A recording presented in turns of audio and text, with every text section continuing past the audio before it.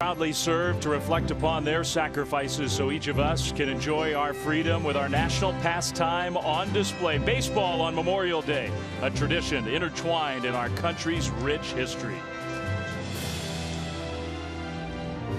My dear Judge, I honestly feel that it would be best for the country to keep baseball going. Sincerely yours, Franklin D. Roosevelt. One of the boys said he read in the Stars and Stripes that the New York Yankees are going to try to get Ty Cobb from the Tigers. Somewhere in France, there's a lot of baseball equipment. Our team is ready to go. We even have a mascot. We're trying to locate a cow pasture to build a diamond so the Bombardiers can play the co-pilots. Don't shoot! I'm a Marine! So Jackson shouted, "Who won the World Series last month?" The voice instantly responded, "The Yankees, 4 straight over the Phillies." Self-proclaimed world's worst baseball player grabbed his entrenching shovel with 2 hands and swung it like a bat, knocking an incoming grenade back into the enemy ranks. Even dug in here in the jungle, I can dream of hitting a home run for the Dodgers at Dodger Stadium. I'm looking forward to getting home, having some barbecue, and going to catch a ball game at Fenway. With love always. At Camden Yards. At Dodger Stadium. Your loving son. Welcome to Major League Baseball on ESPN, presented by Corona Light. It is a beautiful Memorial Day Monday in Northern California. We're at the Oakland Coliseum, where the Minnesota Twins have come on the road to take on the Oakland Athletics. And hi, everybody. Dave Fleming alongside Raul Ibanez and Dallas Braden. We are all happy you're spending part of your Memorial Day with us. We've got 2 teams here who have struggled in 2016, both of whom, though, might be playing their best baseball of the year right now. Raul, for the Twins, a lot of it has been keyed by their exciting young slugger, really talented Miguel Sano. Miguel Sano, big-time power to all fields. He's homered in 4 straight games. I look for him to get a sinker ball up from Graveman, get the ball airborne. Day games at the Oakland Coliseum, the ball carries. Look for him to get a pitch that he can drive out of the ballpark. And that's the game plan for Sano. But let's talk about the man on the mound tasked with that responsibility of corralling that power. Kendall Graveman, 92, 94 mile-an-hour sinker. Look for him to run that in on the hands of Sano, tie him up. Don't let those big, strong arms start to bang you.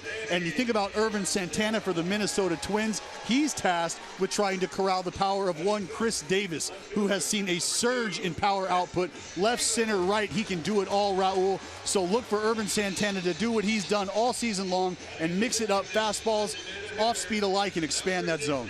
So power on both sides. 2 teams that are starting to feel like, hey, they're getting their sea legs. They're starting to play a little bit better. It's Memorial Day Monday here at the Oakland Coliseum, and we're glad you're with us for baseball. We got the Twins and the A's on this holiday. We'll have first pitch for you when we come back.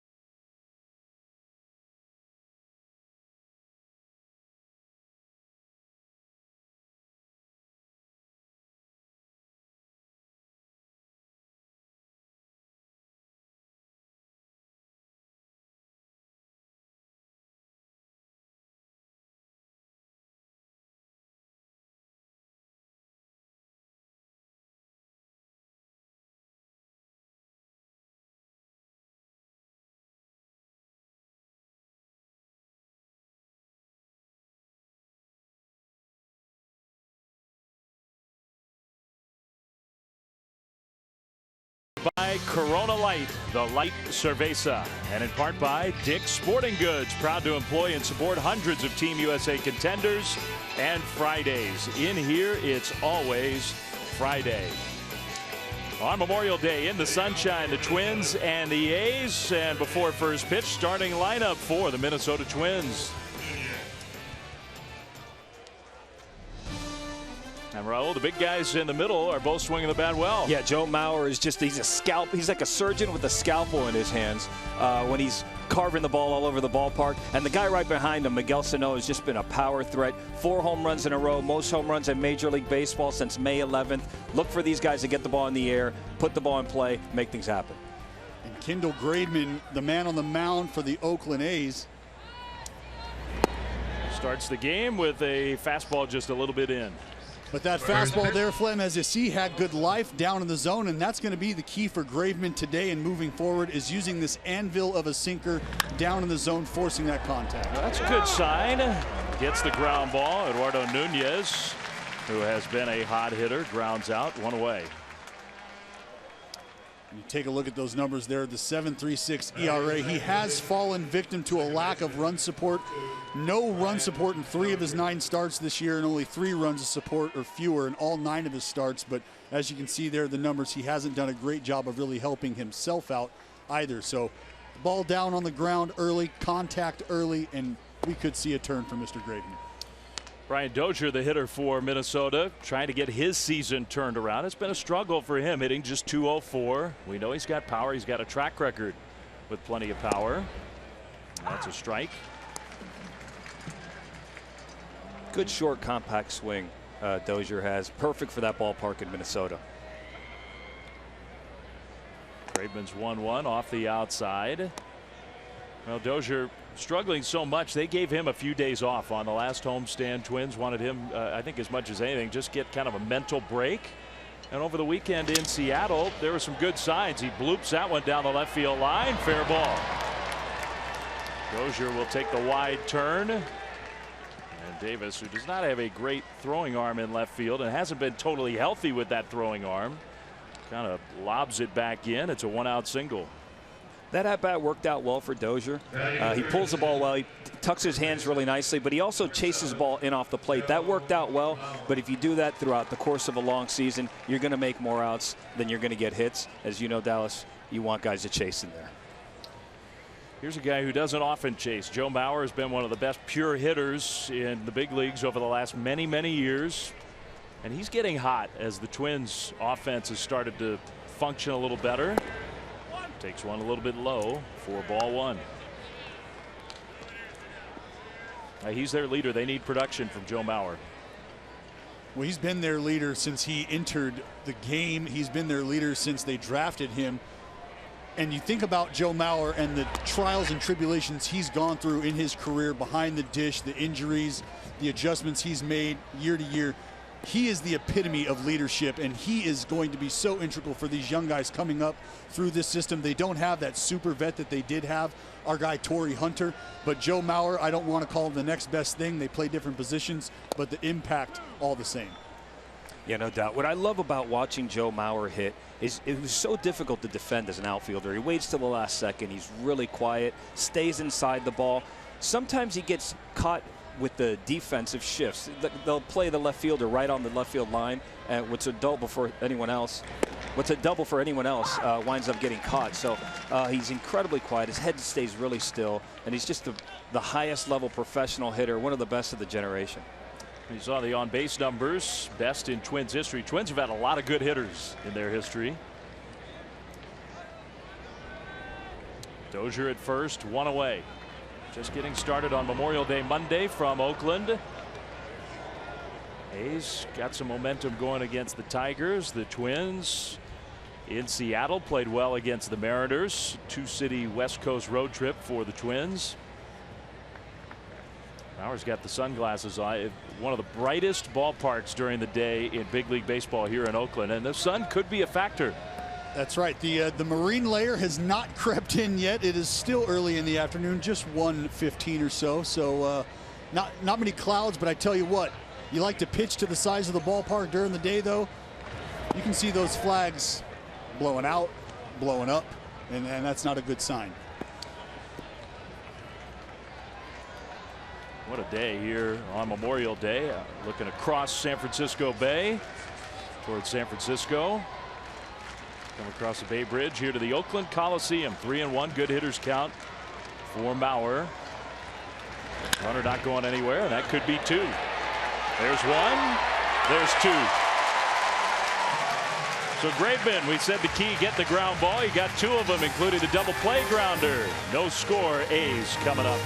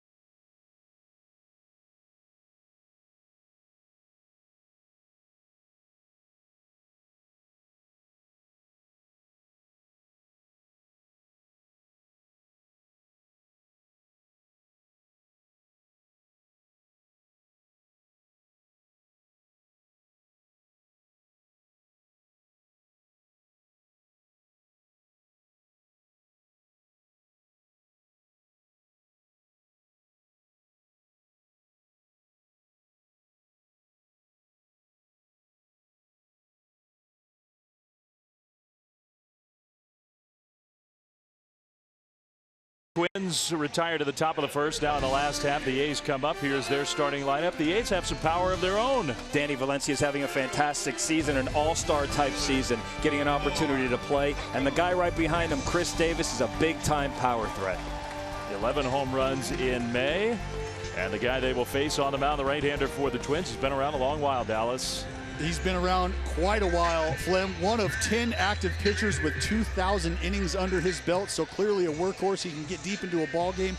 But this year, what he's done a great job of mixing up the fastball and off speed. And with the guys that we just highlighted with Raul, look for him to continue to do so, mixing up the fastball, expanding with the off speed, out of the zone, looking to get the fish to bite. He's also a guy who, now, it may not be quite the same Irvin Santana as when he was a younger pitcher, particularly in the American League West. Angels, a lot of years against the A's. He's been in this ballpark a lot.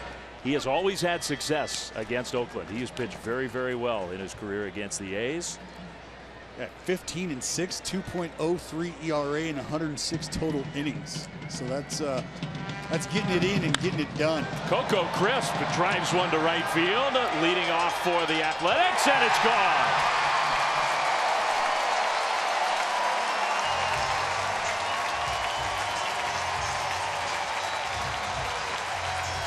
Fifth home run of the year for Crisp.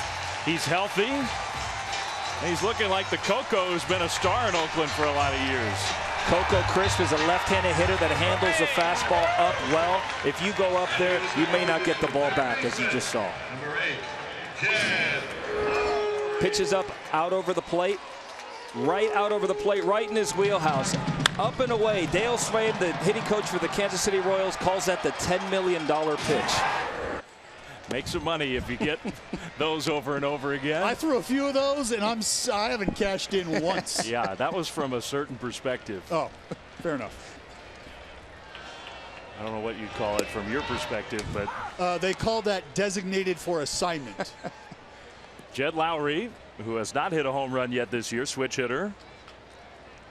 Another guy who has fought injuries year after year, and he's feeling better, and he lines a base hit up the middle. Nice start for the Athletics offense.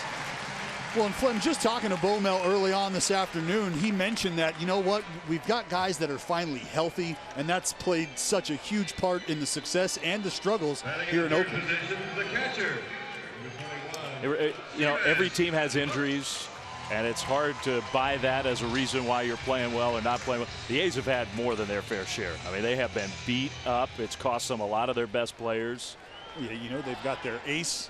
He's on the shelf. Josh Reddick, a.k.a. Spider-Man, out in the outfield. He's not spinning any webs anytime soon, so they've got to wait and kind of hold off until the reinforcements can get back. 11 players currently on the disabled list. That's a lot. They've used the disabled list more times than any team in the big leagues. 13 players just a few days ago at the same time. That's the most in decades for the A's. So it's not just been a few injuries. It's been a lot of them. And it's part of the reason why this A's team is 7 games below 500. Josh Reddick, even when he's not healthy, he's still a cheerleader. Very positive influence on this team. That's a strike to Stephen Vogt. Pitcher's strike there. Plays with a lot of energy, too. A lot of enthusiasm, a lot of heart. He's fun to watch play. No matter how he's hitting, he's had great seasons. He's had not so great seasons, but he always plays stellar defense. 2-1. Vogt softly hit. Can they get the double play? Yes, they can. With the catcher running, enough time to turn 2.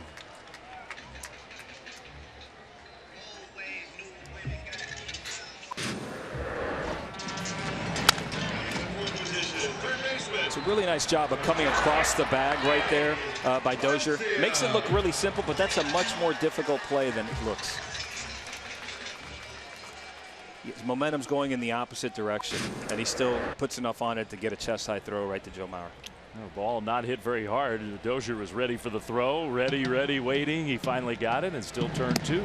So 2 down, nobody on for one of the players that Raul highlighted in the A's starting lineup. Look at the numbers. Danny Valencia hitting .325 with power, and since he got healthy, has been a force for the A's.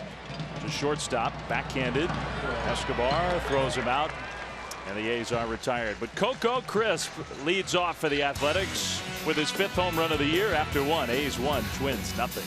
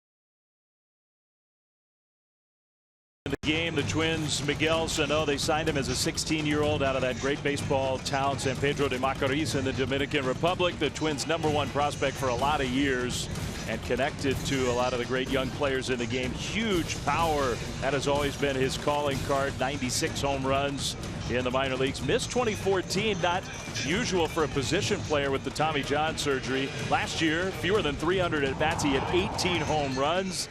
Slow start this year, Raul, but he has started to pick it up, and the power swing is locked in. Definitely starting to pick it up. He's a threat every time he steps in the batter's box. He can go deep to all parts of the field. And, you know, for being a big guy and a big power guy, he gets on base. He walks. He takes his walks. 4 home runs in 4 games. Takes a strike from Kendall Graveman. The raw power, the pure power. I don't know if you could say it's unmatched, but very few have what this kid has. Hits that one hard, and on an awkward play with the shift on, and not picked at first by Alonso. So Sano will be safe. And you want to talk about that power, Flem, on display right there. If you're Graveman, you want to do exactly what he tried to do. He tried to run the sinker in under the hands.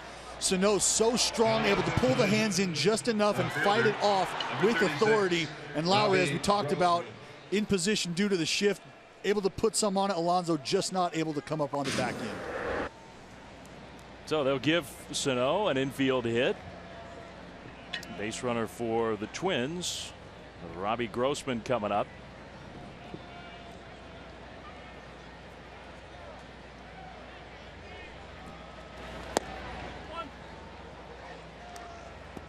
Ball one to Grossman. Did not start the year with the Twins, was in spring training with Cleveland and has found a home and has found a lot of playing time. Has been swinging the bat well. Most of his big league time with Houston. Takes that one down the left field line. Davis on the move. Davis will make the catch in foul ground. Nice play, Chris Davis. It's a great play right there by Chris Davis. That ball is slicing away from him. That's got a lot of action on it, a lot of spin, running out of room over there, and he slides to break his stride a little bit, chases it down. That ball slicing hard, and that's a really nice looking play. Right fielder, number 31. For a guy who's been a DH for much of the year, and part of that is because of the arm problems. Chris Davis, a heck of a play. One out. And Arcia comes up against Graveman. They'll shift to the pull side on the infield for him. Graveman misses, ball one.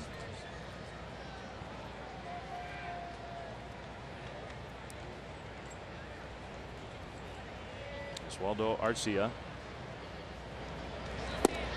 There's a strike. Jordan Baker, the home plate umpire. Tallest umpire in big league baseball. He's 6'7", but he'll call the low strike. He knows what's up.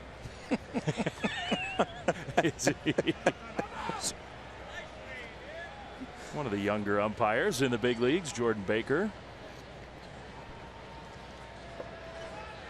6'7", 240-pound human being behind home plate. That is a large individual. No, we're talking about the NBA game next door, which everybody here in Northern California certainly is talking about. Jordan Baker would fit right in with the Thunder, with the Warriors. Yeah, you're seeing a lot of that around the ballpark and around the Bay Area.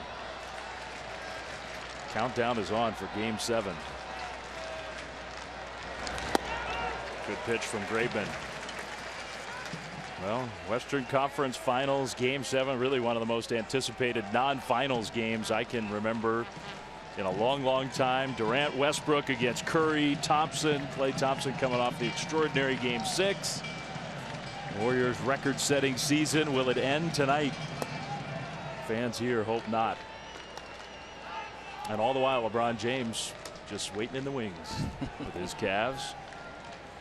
Full count here to Arcia, with Escobar, the shortstop, waiting on deck. Runner at first, one out. Coco Crisp, a leadoff home run for the A's. Struck him out swinging with 94 miles an hour. And that's just a great job by Graveman, the entire at bat, to move the baseball in, out, up, and down. He did so with the two-seamer and the cutter inside early, tying him up. And here he elevates, not necessarily the ideal location for a single baller, but nonetheless the life, the arm side run in the zone late, and he just runs out of bat. Yeah, Dallas, I was going to say that what made that pitch, you hit on it right there, was that cut fastball inside where he got Arcia to chase inside, made him aware in there, got him a little quick hippie, and then went away. Escobar, not great offensive numbers, but first pitch swinging, base hit to center field, and Sano will turn second and head to third. So the Twins, with runners at first and third and two down, trying to tie the game.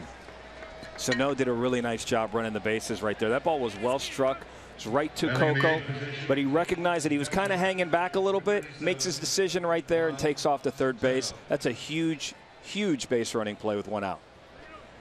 With two outs, I'm sorry. even with 2 outs. It's a little less huge with 2 outs, but the point is still there. We're at the Coliseum. There's more foul territory here than anywhere else. The ball gets by the catcher. He's got a chance to score. A little extra pressure on the defense. There's a called strike over the outside. You know, and I think the take-home message is exactly what Raul hit on earlier at the top was, obviously we know about the power, but there's some sneaky athleticism there, and his ability to put himself in scoring position and go first to third is something that can be invaluable to a lineup, especially when he's on the base path and he's not the one at the plate with the power potential. I do think you get a little worried about a kid who's 23 years old and he's that big already. Can he keep himself in shape? Can he keep himself athletic? Because you guys are right, the tools are there. That ball hit hard and it hits the bag. It's a fair ball. That will score Sano. Escobar digs for third and he'll make it there. Good break for the Twins. That ties the game. Nothing you can do about that right there if you're the Oakland A's. That ball is really, really well hit down the right field line.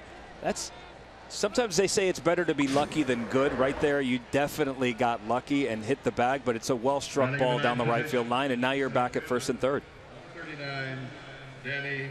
Well, if it bounces short of the bag, it's got enough spin on it. It could be that it wasn't going to pass right over that corner, an inch or two, and it's a foul ball. But it hits the corner of the bag. Fair ball, base hit, and a chance to go ahead with the 9th place hitter, Santana. Foul ball. Danny Santana, who has kind of yo-yoed back and forth between being a shortstop and a center fielder, which you would kind of figure is not the easiest thing to do. Hitting .248. But there again, that speaks to the athleticism that they have here in this organization and that he puts on display. You usually reserve those 2 positions for some of your better athletes. Shortstop, center fielder, clearly a guy who's strong up the middle, can go get it if he needs to. The best pure athlete in their organization is at AAA right now. That's Byron Buxton, and they are hoping that as he has success down there, started off the year very slowly at the big league level, still really young, because he's a big part of the future along with Sano, some of their other young pieces. I got to tell you guys, this Santana kid, when he came up in 2014, was in KC and we were playing against them.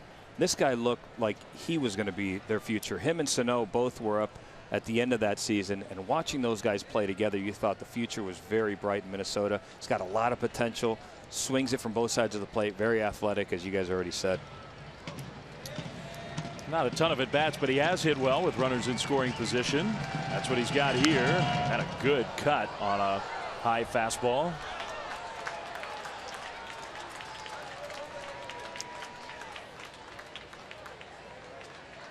Happens fast up here, boys. I didn't even see that ball come up here. Saw it peripherally. That happens fast.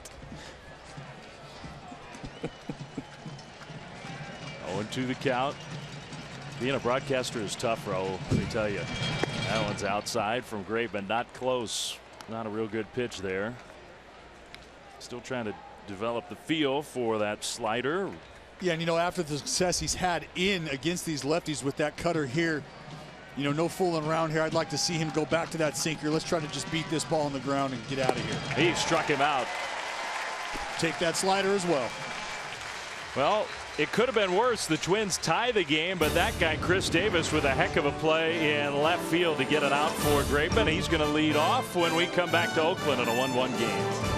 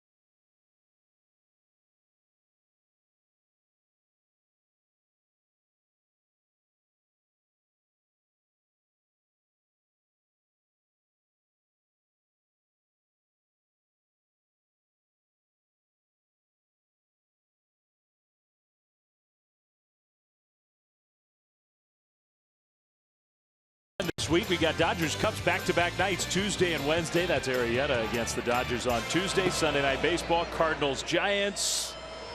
We're kind of focusing on the National League this week and some really good teams in the National League. Today on Memorial Day we got these two American Leaguers, the Twins and the A's, and Chris Davis, who's hit 11 home runs this month.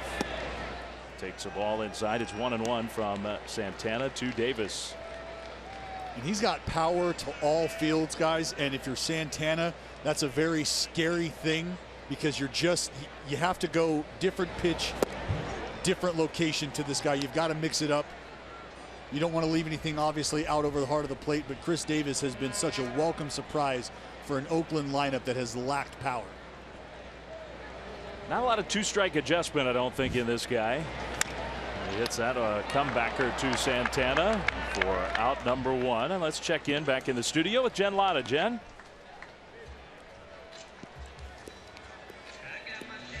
Batting in the 6th position, designated hitter, number 616, Billy Butler.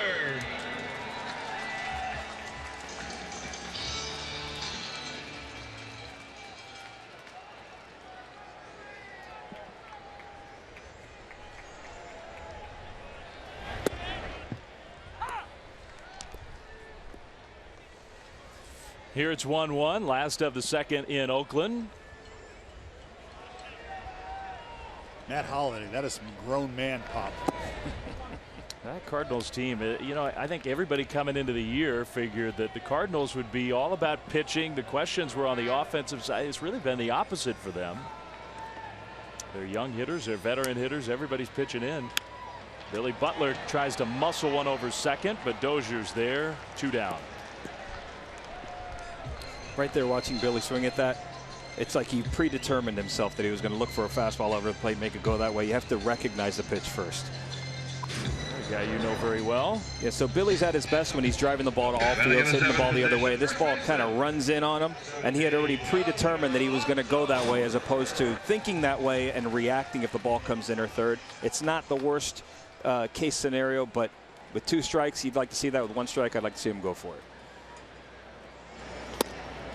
So here's Yonder Alonso taking ball 1 from Santana. Alonso, they acquired him in the offseason from the Padres, a deal that's looking very good from the San Diego side. Drew Pomeranz has been excellent for the Padres, and Alonso has struggled to get his all-around game going with the A's. Ahead in the count here, 2-0. They obviously were going to look for Yonder to supply some power as well at that corner position, DH over at first base. And as you said, Flim, it just hasn't come. His slugging is very low. He just hadn't hit for power. Okay, so where was that pitch? Outside, wasn't low. Jordan Baker, we were pumping you up. There's a strike, 3-1. We're all human. It can't be perfect. His perfect game is gone. Santana is 3-1. Alonso fouls it back. Sometimes it can be difficult changing leagues, coming to a new ballpark. Even though San Diego's a big park, this is a little bit bigger than San Diego. It plays a little bit bigger, and sometimes adjusting to the new pitchers and seeing a different look can be an adjustment period. Pulls that one foul. This is a very good pitcher's park at night. Now during the daytime, I think you would say it plays more fair for the hitters. It's a great place to pitch at nighttime. I think when you play in a park like this, and I definitely took advantage of being able to really just say, you know what, let me fill up the strike zone, force the contact, and let's see what happens. 3-2 is ball 4. Santana misses. Alonso draws the walk. So a couple borderline pitches that did not go Santana's way. 2-out base runner for the A's. And I think just to follow up on your point, Dallas, one reason why the A's are struggling this year, they have pitchers who kind of pitch with that game plan that you're describing, and the A's defense has not been very good. The A's defense has definitely let them down thus far this year. I mean, they've got an absolute savant in Ron Washington that has put in countless hours and effort with these infielders, with these defenders.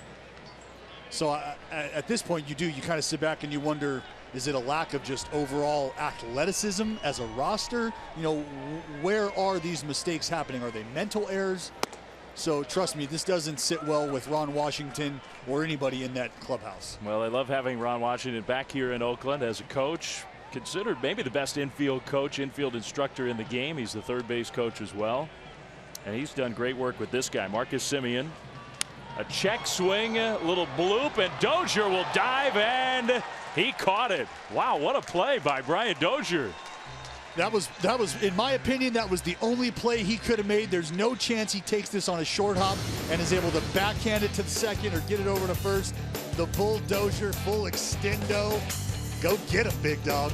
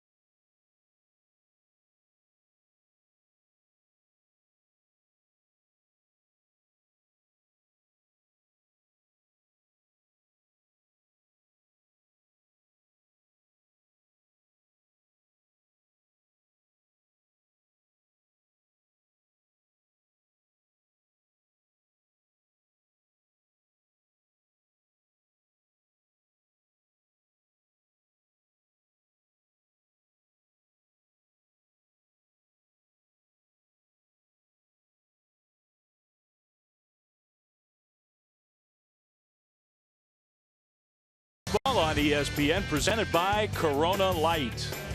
On this beautiful Memorial Day Monday at the Coliseum, strike one from Kendall Graveman to Eduardo Nunez, leadoff hitter for the Twins. He's having a good year with the bat. 0 for 1, but in the top 5 in the American League in batting average. Pop that one up with the bright sunshine. Lowry makes the catch for out number 1. Another check in the studio with Jen.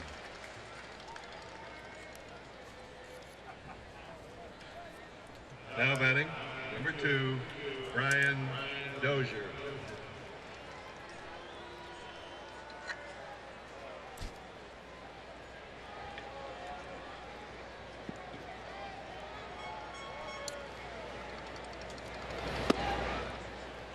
Exactly. You score 1 at Coors, that's hardly a lead at all.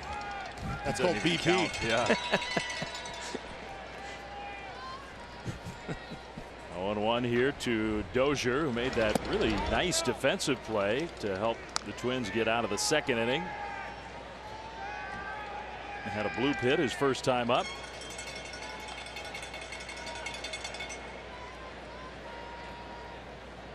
Graveman's 1-1, misses. Well, part of what we were talking about during his first at bat was, okay, they gave him some time, just a little mental break, sit out a few games, try to get the confidence going again. They do believe he's gotten so pull happy, he wants to pull everything. They'd like to see a little bit more of an opposite field approach. That misses, ball 3. He's got himself into a good hitter's count. Yeah, when you start pulling the plate too much towards you, then you start swinging like he did earlier. He got a base hit out of it, but you start swinging 3-6 inches off the plate inside. It's tough to make a living at the major league level that way. 3-1. He'll take the walk. It's ball 4. So base runner for the Twins with the big hitters coming up, including that guy, Joe Mauer, who is He's looked like a big leaguer for a long time, and I mean a long time. This was when Joe was 2. Look at that swing. Wow, look at Big Joe Mauer keeping the bat in the zone a long time. Well, you got to be kidding me with that. That guy was destined for greatness from the womb. Yeah, he was born to play. Not so much on the slides, though. Well, nobody ever said he was a great base runner. Oh, okay. Very good hitter. He was a great high school quarterback who was going to go play college football. Can we just talk about the fact this guy punched out one time in 4 years of high school baseball? One time. Once. Is that right? Like the guy who struck him out, he's the grand marshal of the town parade every year. That's factual. I don't know how factual, so don't look it up. But that's unbelievable. That is kind of a cool. If you're that guy who struck him out, I'm the only pitcher who struck him out as a high school player. That's some bragging rights in Minnesota. Joe's a hometown kid. He grew up in the Minneapolis area. He went to the same high school as his manager, Paul Molitor. And it's a great athletic high school. If you're a high school baseball player, are you trying to transfer in there right now? I think so. Mauer takes a strike. And Graveman works ahead 0-2. Two of the great hitters from one spot, and that guy truly was a great hitter. Trying to get his Twins season turned around. Just a miserable start. A year with some expectation. I mean, the Twins overachieved last year, I think, by almost any measure. And really, we're expecting, hey, this is a year we could take another step forward with Sano, with Buxton, with Mauer healthy, and it has not happened. 15-34. 12 games out of first already. Not often going to get Mauer to chase a pitch. That's only maybe 6 inches outside, but by his standards, that's not close. Might as well be a foot to Joe. He's got one of the most disciplined feels for the zone at the big league level. He's a guy who, as a pitcher, when you are trying to go white line or better, or you're crowding him. Well, he struck him out there with a pitch in. What I was going to say is you have to really expand and you have to really execute with depth, because he's, as Raul said, he does such a great job of keeping the bat in the zone for such an extended amount of time. Right there, depth on the breaking ball for Graveman. That's what got him the out. Good pitch, 2 down. Well, here is Sano. Had the infield hit his first time up. Came around to score the Twins run, which tied the game.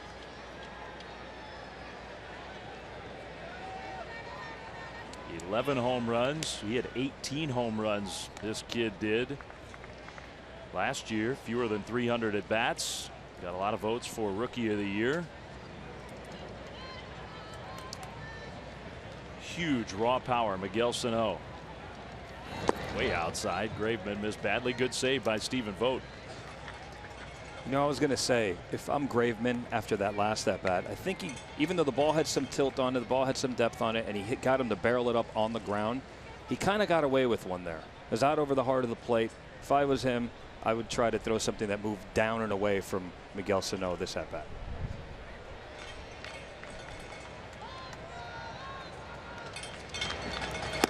Ball 2. He's going with that cutter, and he started to throw that cutter a lot more, 32% of the time. That's up from 25% of the time last year. So he's, whether it's confidence, conviction, or results oriented, he really at this point feels like this cutter is the pitch to go to when he finds himself in a jam. Check swing. That's a strike. And it was in the strike zone no matter what the swing was. And that right there, that take, that lets you know as a pitcher, if you're Graveman, you pay attention to the way he took that. He's looking for something out over the heart of the plate. He's able to fire in, tie him up, and now you can expand. You can do a lot of different things. On the ground with the defense playing him to pull. Simeon to second for the force out. That's it for the Twins. Well, Coco Crisp, who homered to lead off the game for the A's, is due up second when we come back to the Coliseum.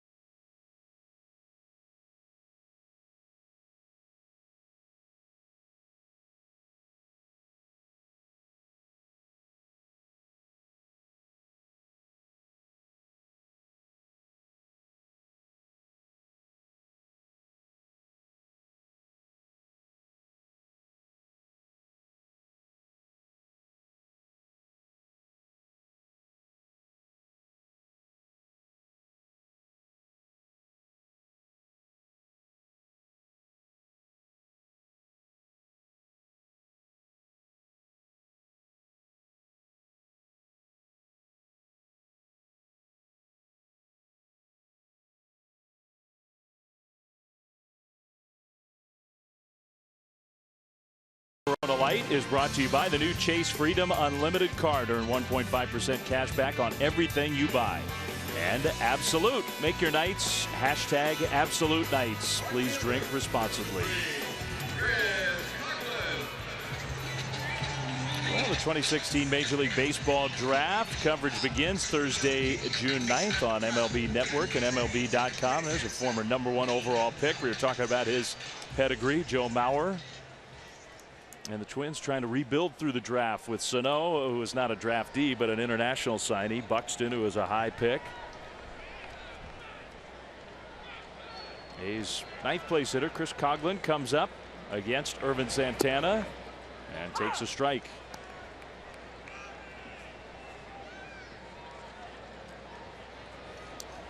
Just not gotten it going with the bat. He does have some power. Coghlan 5 home runs. Pops that one up foul. Here at the Coliseum, if you're an infielder, you do have to come over and give a ball a look that any other place would be easily back into the stands. That's part of the reason why this can be such a good place to pitch. You get a few more outs, a few extra outs. I've myself caught a few balls over there in foul territory, so you absolutely nailed it, Flem. Corner infielders, middle infielders, your job is not done if that thing goes straight up in the air. There's a lot of real estate to be responsible for. 0-2 is a ball. Well, you bring up that point. Hey, if you got a shift on, if an infielder's a long way away as a pitcher, hey, get ready. Go track one down. I can't tell you how many times I saw Derek Barton make catches in the visitors' bullpen. Yeah. Great first baseman defensively for the A's. 2-2 to the 9th place hitter. That's a long way to go. It's awful if you're the hitter, too. Every pop-up that you hit foul, you're biting your nails. Struck him out swinging. And another check in studio with Jen.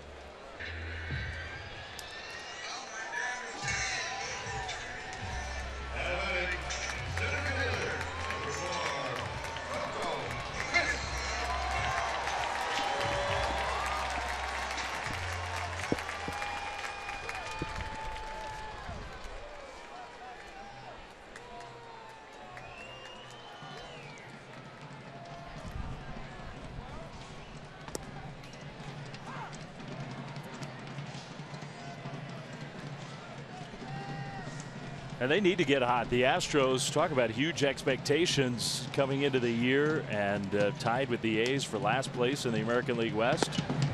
Coco Crisp takes a ball from Santana, so the count is 1-1. Crisp, who hit his 16th career leadoff homer, acting like Ricky Henderson, leading off for the A's with a home run. Nobody was ever better at that than Ricky. He pulls that one down the right field line, just foul. He can't believe it. This was back in the first, leading off the game for the A's. He handles that pitch really well up in the zone. For a left-handed hitter, it's not as common as you would like to believe for left-handed hitters to handle the pitch up in the zone. But like I said before, pitch up and out over the plate. That's where lefties like it. Number 24. Up and away, down and in. 1-2 to Crisp, who had been 2 for 27, by the way, in the first inning this year. Had not even had an extra base hit in the first inning for the A's, but a home run today. They've been thrilled he's been healthy and has looked like the player who, I mean, he was a really high-level player for a lot of years.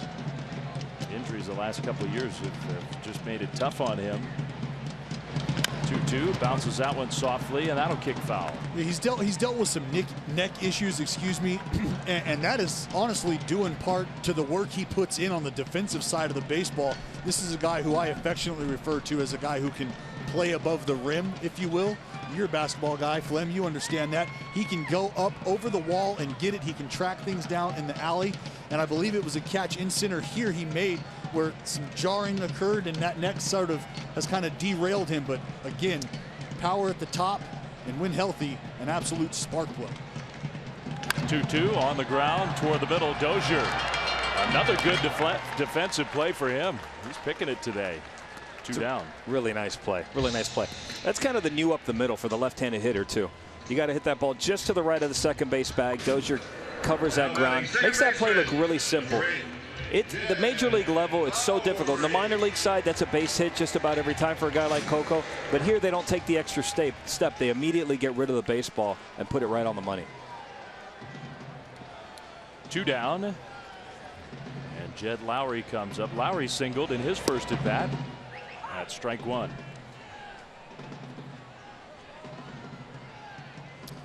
Switch hitter Jed Lowry. And he's got the double ear flap helmet. Not many guys have that. I kind of like it, I have to say. Well, he says it's just more equipment for him to have to worry about. Yeah, it's an extra helmet I got to pack on the road. You know, what are we doing? I hit from both sides of the plate. I can use one lid. Streamline. That's right. Maximum efficiency. 0-2. Did he go? Yes, he did. The ball's in the dirt. Lowry doesn't realize it, and I don't like that. I think the home plate umpire has to make that call. They'll tag out Lowry. That's just not right. It's a strikeout. On to the 4th. When we come back, Raul Ibanez chats with Paul Molitor, one of the great hitters of all time, about hitting. The Hall of Famer chats with us right after this.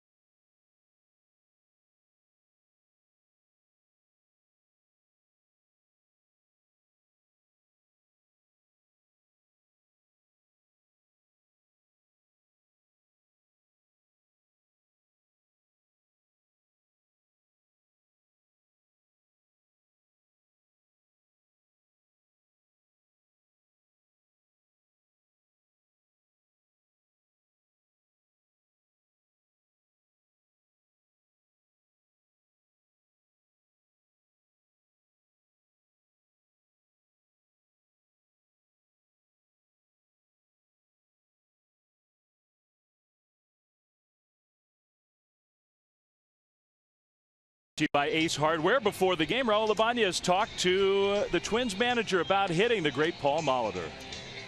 I started to spread out with 2 strikes just to give myself a chance not to get fooled as much and try to put the ball in play. And it turned out a no stride, limited movement prior to pitch turned out to be the best way for me to hit in general, not just with 2 strikes. I really believe that you don't have to do a lot to get your hands into a firing position, but just a little bit of torque. For me, my bat angle would change just a hair, but my hands stayed in the same place. But it wasn't just straight to the ball. It was, you know, crack the whip, but you got to get into a torque position. And that was simple for me, and it kept me on a straight line to the ball. Yeah, I mean, Paul Molitor, amongst many things that he taught me, that was one of them. I used to ask him, Molly, what did you do? And that was one of the things that he mentioned. He said, people think I didn't move, but I just kind of squeezed the bat a little. And what that did for him is it got the bat head moving, got a little action going. So I emulated that. That was one of the many things he taught me. And now that I think about that, I can remember you standing in the box, and I can remember seeing that little, clearly a timing mechanism, that just that little tinge. And you're right, your hands never change, but creating that torque. And our man Aaron Boone talked about creating a torque in the hands, but still maintaining a good firing position. So that's interesting now that I kind of replay our at bats. That's funny. Yeah, it activates your hands is what it does. It activates your hands. It syncs up your body, creates energy in the bat head, creates energy and little movement, gets you going. And I don't like when people talk about going back. I'd rather see somebody go down or just tip the bat head a little bit to get energy going forward. Fastball swung on and missed, strike 2. Oswaldo Arcia, the right fielder, who struck out his first time up, now behind in the count, 2 strikes. Well, you got a guy, Paul Molitor, who is now the manager in Minnesota, but a great hitting coach, a great hitter himself. Not always the case that the all-time greats can teach the game the way I think that Paul can. Yeah, he's a guy that really studied the game, and he knows every aspect of the game, inside and out. We were all talking with Bo Mel today, and he was saying how he's just a brilliant baseball guy. He was the hitting coach for Bob Melvin when Bob was the manager in Seattle. So the two managers on both sides know each other very well, have a lot of respect for each other.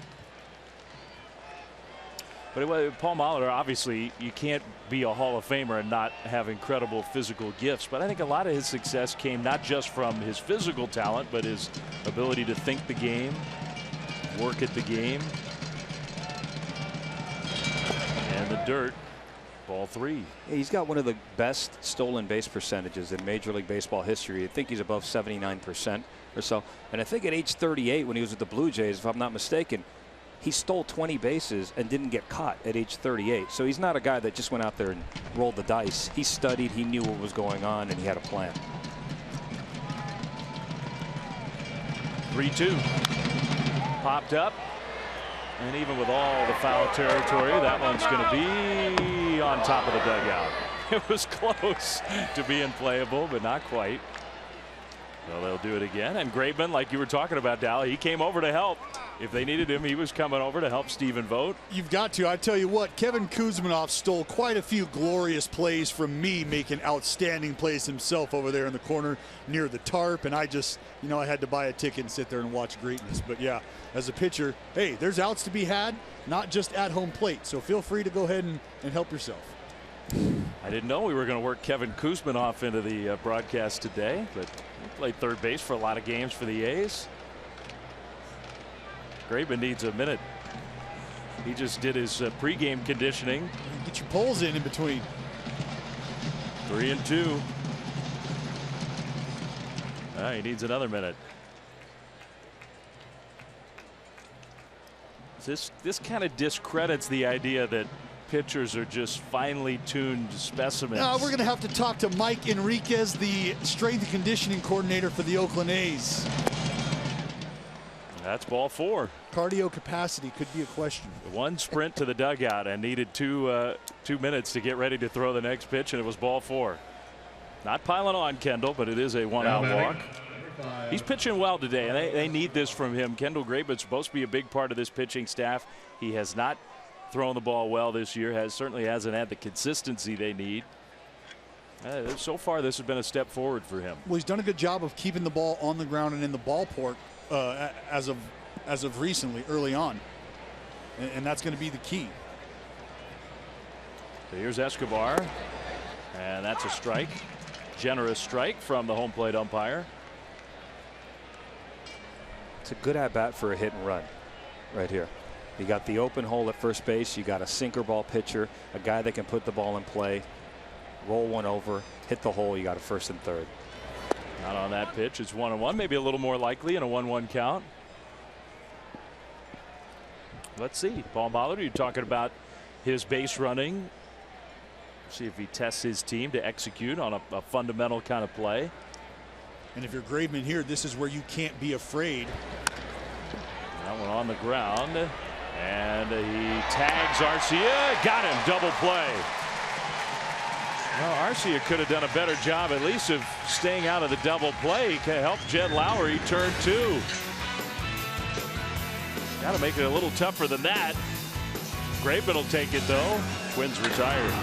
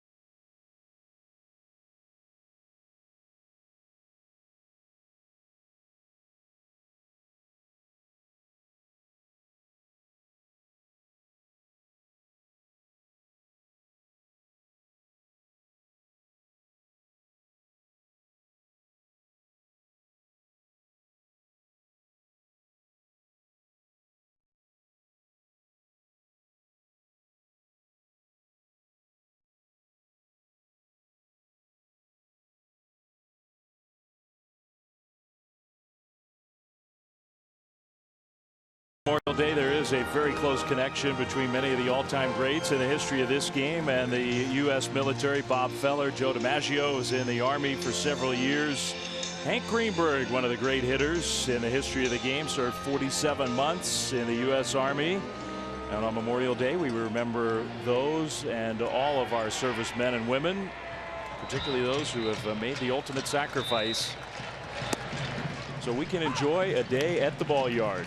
We're at the Coliseum, bottom of the fourth. Twins A's. Stephen Vogt, the catcher, taking strike one from Irvin Santana, who has settled down. He gave up the leadoff home run and then a base hit right after that. And since then, the A's don't have a hit. Vogt to right and pretty deep. Going back on the ball is Arcia. One away. Now let's go back to the studio and Jen.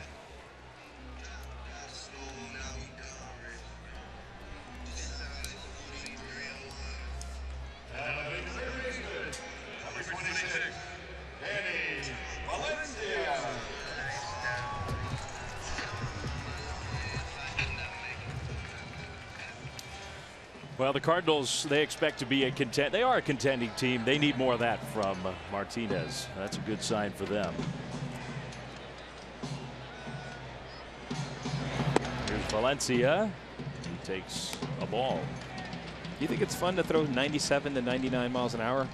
Is that pretty fun for Martinez right there? I'd be in jail if I threw 97, 98. A little too much fun. Yeah. You were good at 91. Whoa, thanks. I'm giving you a couple. You are, and I appreciate it. Like I say, Raul, all the time, fastballs and real estate. Location, location, location. That's right. That is what I tried to emphasize. That was the only way I was ever going to survive an inning in the big leagues. But a little flash isn't the worst thing, right? You got to be a showman at some point. You are an entertainer. Let's not forget that.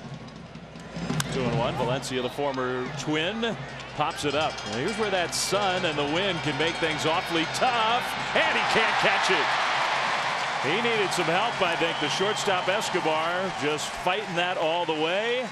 Valencia safe at first, and maybe should be at second.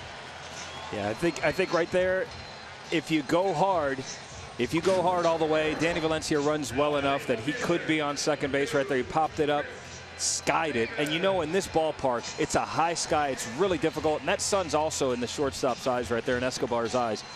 But it is a nightmare of a ballpark to field fly balls in day games at this place. And if that ball gets up around that third level, that third deck where the wind is swirling, it can play tricks on you just like it did. That ball started to the left of second base and ended up just to the right of it. So that tells you exactly how much movement was going on. Tough to track. If I were a hitter in the daytime and I hit a pop-up, I'd be running hard just thinking about that possibility. Particularly if I'm the home team.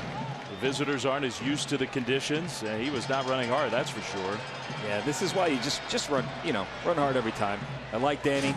Good teammate, good player. Played with him in KC. He's really having a phenomenal year and has a lot of talent. But right there, anything can happen. You wind up on second base. You're a blooper away from getting another run on a team that's struggling to score runs right now. Now, the flip side is when Davis is up at bat, you're in scoring position technically from first base. So the argument could be made if he went all the way to second base and got thrown out, that wouldn't be a positive thing for the Oakland A's either. Well, that is true. That's in the dirt from Santana, the slider. 2-1 to Chris Davis. 11 home runs in May. A lot of swing and miss early in the year, and he'll still definitely swing and miss. But when he connects, the ball flies. You see Santana burying that slider there. Hasn't done a great job of throwing it for strikes. He's been hit a little with it. 273 against the slider. Opponents are hitting. That's up from 171 last year or over the last 4 seasons. So the slider, a little bit of a mixer right now for him.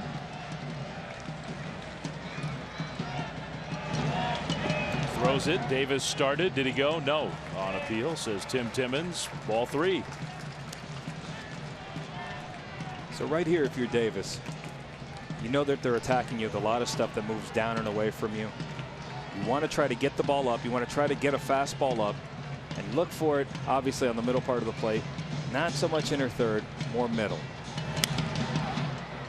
Took a hack at that one, popped it up. That one is well back into the seats. Full count, 3-2. And now in the back of his mind, he's got that slider with a 3-2 count. He attacks that baseball very well. That's pretty well located. It's a little up in the zone. He could still do damage on that pitch right there. Santana got away with one because this guy has power to all fields. But now sliders in the back of his mind and a 3-2 count. They'll throw to first. Valencia with a very short lead at the moment. 3-2. A lot of times that runner will go. I don't know. You got a swing and miss guy at the plate. Valencia doesn't have great speed. Not going anywhere. Davis pulls it foul.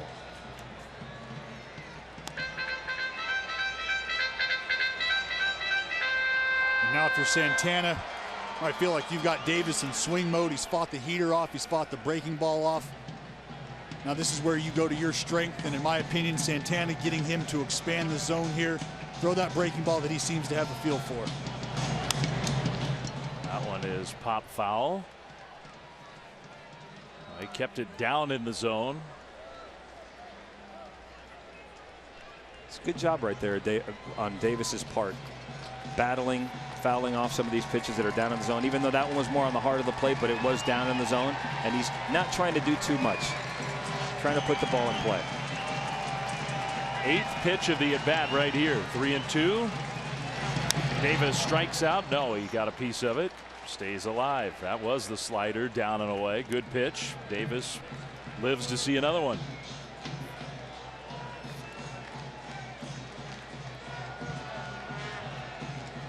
And the thing about Davis is he's not ever dialing it back. He swings hard no matter what the situation is. And the result is maybe 35 home runs since the All-Star break last year. Now that time he strikes out swinging, and that's the flip side of that. 2 down. Good pitch by Santana. Well, MLB.com at-bat app. Stay up to the moment any moment with game day, live game video highlights, StatCast, and more. Download MLB.com at-bat, the #1 app for live baseball on your phone and tablet. Santana was pretty stubborn with that game plan. Well, that's exactly. It's a great job by Santana just being a reader of swings and understanding I've got him in swing mode. Let's see if I can expand and get him to chase. And that's exactly what happened. And it's all due in part to Santana moving that fastball. Strike one to Billy Butler. Billy, who in his career has only those 8 hits against Irvin Santana. 5 of them, though, home runs. And it's part of the reason why he's in the lineup. He has not been playing much against right-handed pitchers. That one up and in by a little bit. 1 ball, 1 strike to count to Butler. They gave him a pretty good contract, and they need more from Butler. Well, I think they expected a little more by the way of power, maybe not a ton more, understanding what sort of hitter he is, what sort of park he would be coming home to.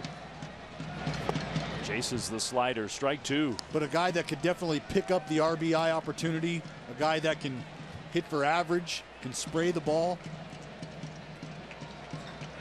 Career .289 hitter before last year, with a better on base, better slugging. Last year, really one of the worst of his career. And he's had a lot of good seasons. Takes that slider in the dirt. Yeah, for a 5 or 6 year period, he was one of the elite hitters in the American League, playing in a big ballpark.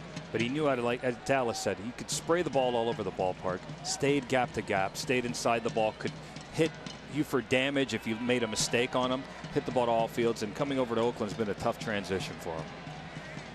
They call him Country Breakfast, which does kind of it encapsulates some of what he's all about. 2-2. He skies that one to right center field. Who's going to take it? It'll be Arcia from right for out number 3. Santana works around the pop-up hit through 4. It's 1-1.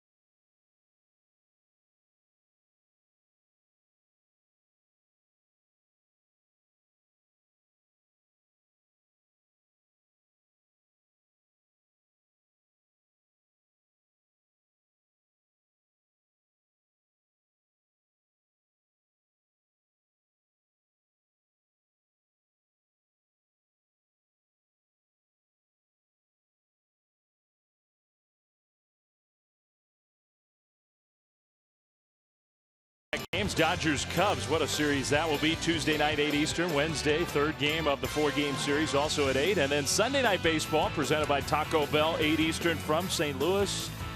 Giants Cardinals, great postseason history between those two of the better teams in the National League again this year. So Dodgers Cubs, Giants Cards. Here it's Twins A's, top of the 5th on Memorial Day Monday. Juan Centeno, the catcher, left-handed hitter. I tell you, Graveman has done a great job getting ahead early with strike one, 13-17, I believe. And if you ask me, getting squeezed around the peripheral just a tad. Centeno to left, and not a real efficient route for Davis. Draw a squiggly line. He's circling around it, but he made the play.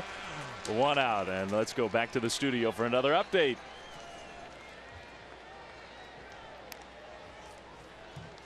Now batting, number 39, Danny Santana.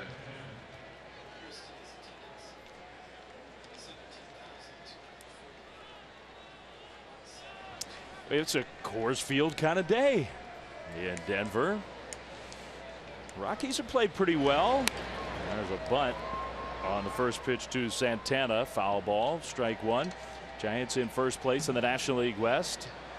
Dodgers playing a little catch up. Nice, impressive win for the Dodgers on Sunday Night Baseball last night in New York after they blow the lead to come back and beat Familia. The Rockies have been one of the better stories, I think. Trevor Story, the young shortstop, with all the power. There's a line drive to center and a base hit for Santana. He's aboard with his speed, and now we go back to the top of the order for Nunez. You know what I really liked about that at-bat from Santana? He showed the bunt. He actually tried to lay one down the third baseline. On a sinker ball pitcher, that does a number of things. It opens up holes for him.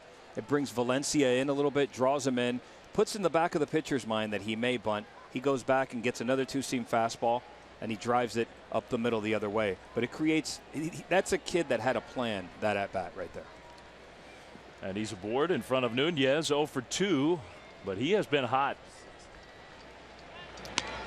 Santana's got speed. They'll pay attention to him over at first base.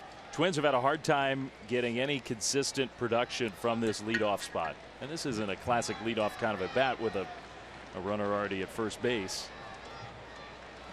But they've tried just about everybody. That one muscled into right center field. That gets down for a hit. Santana read it pretty well. He'll go to third. So he's there with 1 out. Nunez first hit of the game. And here come the Twins. Played with Eduardo Nunez in New York in 2012. He can barrel up a baseball and turn around anybody's fastball. Really puts the ball in play.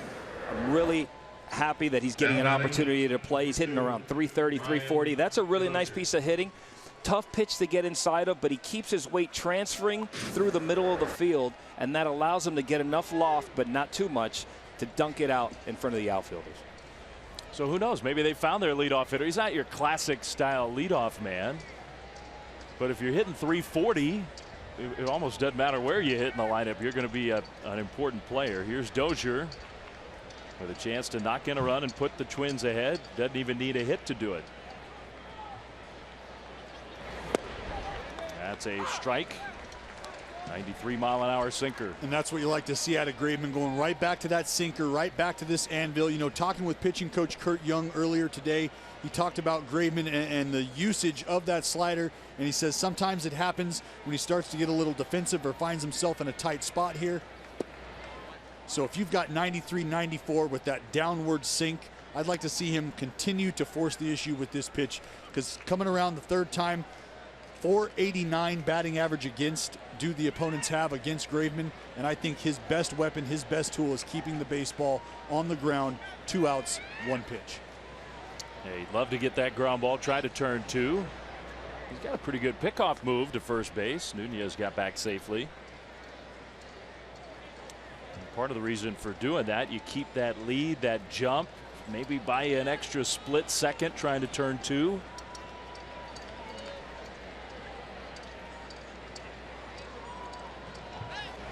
Over there again. He's got a nice pace to his game. He works fast. Should be something that keeps his defense on their toes. Now the flip side is right now, if you're Dozier, you're looking for a two-seam fastball up out over the plate, something that you can elevate and get off the ground. He's looking for a ground ball. There's no way I should be trying to hit one. I'm trying to lift the ball and get it to the outfield. 1-1, runner goes, and he gets one to the outfield. Well hit to right center. Long run, and caught with a collision. Coughlin hangs on. He and Crisp, they slammed into each other hard, and they are both hurting. Tagging at third and coming in to score Santana. Nunez goes back to first. It's a sac fly, and it's also a lot of concern for the A's. 2-1 Twins. Wow. It's very difficult to communicate out there when you're both running full speed. There's people yelling in the stands, even though there's not a lot of people in the stands today, but there's people yelling. You can't really hear each other. You're both yelling at the same time. Two guys that are running fast, aggressively, trying to make a play for their pitcher and for their team. Very difficult to communicate right there. Right knee to left knee. Crisp on the right side, Coughlin on the left side, and he hung on to the ball. What a nice play. It's a great play. Great play right there.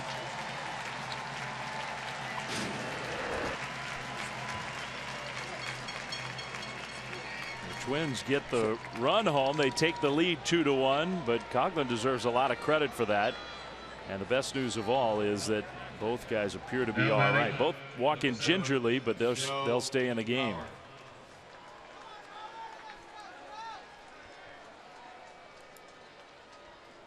Dozier's made a couple of really nice defensive plays, and now that swing of the bat could be the difference in the game.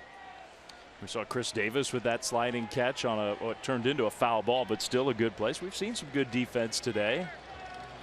Joe Mauer takes what looked like a changeup outside, ball one. A little bit something just to mix up the difference in velocity. We talked about that. The separation in velocity between the cutter and the sinker isn't great. So maybe utilizing this changeup just to get him off that fastball arm speed. Ball two. Well, you can pitch carefully to this guy, Joe Mauer, who is 0 for 2.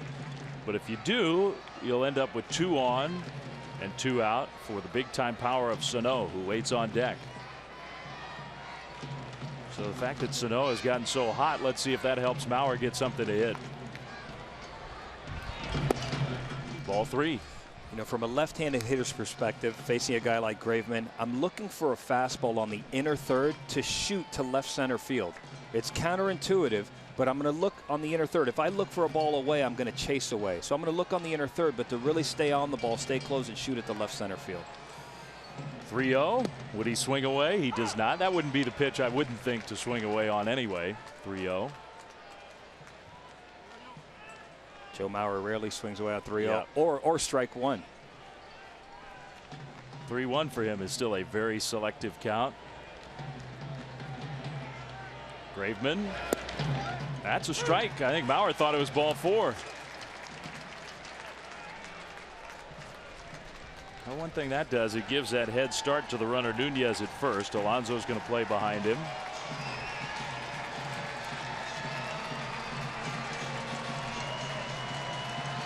Nunez could run. A ball in the gap or a ball in the corner scores a run.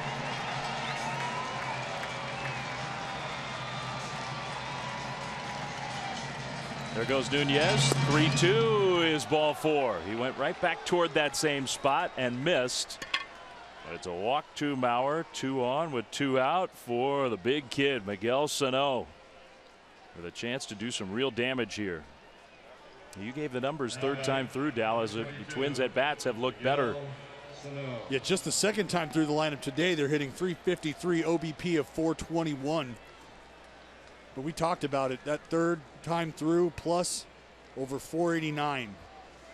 So the 3 hitters who have seen Graveman 3 times now. Nunez with the base hit, Dozier with the deep sac fly to right center field, and now Mauer with the walk.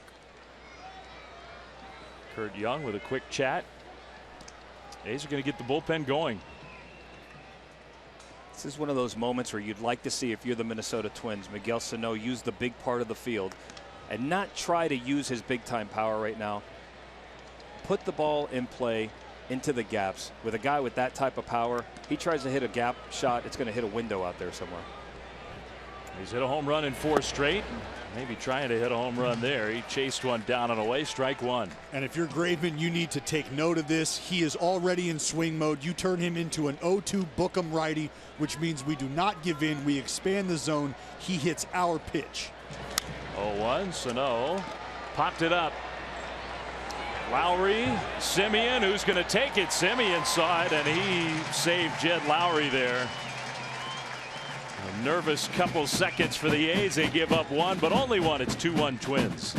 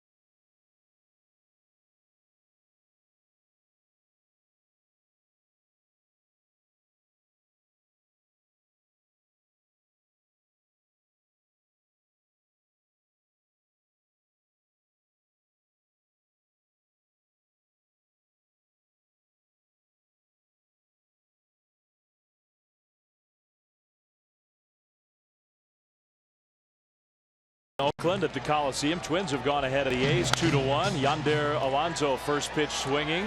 And a long run with the bright sun. Joe Mauer got the glove on it, couldn't catch it. There's a lot going on that play. That is not easy. Not easy. He ran into the mound right there too. Changes your eye levels a little bit. It's a lot of ground to cover. Dozier, he started to throw up his hands. I'm not sure he saw it. That was more like, good luck, Joe. Yeah. You're on your own. Let me know how it works out. You also have a right field here with a lot of room where the right fielder will often play way off the line. Archie is not way off the line, but still he had a long way to go. Just a very dramatic strike. It's 0-1 to Alonso. Line drive takes advantage of the second chance. Base hit up the middle. A leadoff hit for the A's. Back to Jen, Tim, and Crucky in studio. Talking about Matt Harvey, who had a good day for the Mets.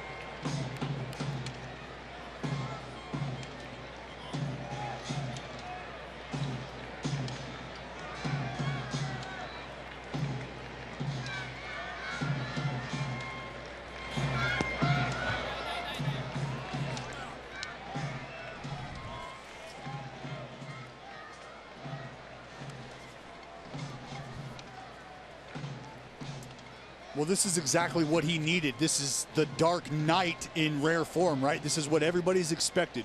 So for me, it was about a mental hurdle that Matt Harvey needed to get over, and it was, do I need the rest? Do I need the time? Is it mechanical?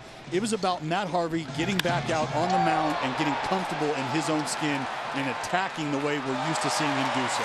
Marcus Semien high off the wall in left center field, and they're going to send Alonso. The throw cut off by Mauer. At third, he's out.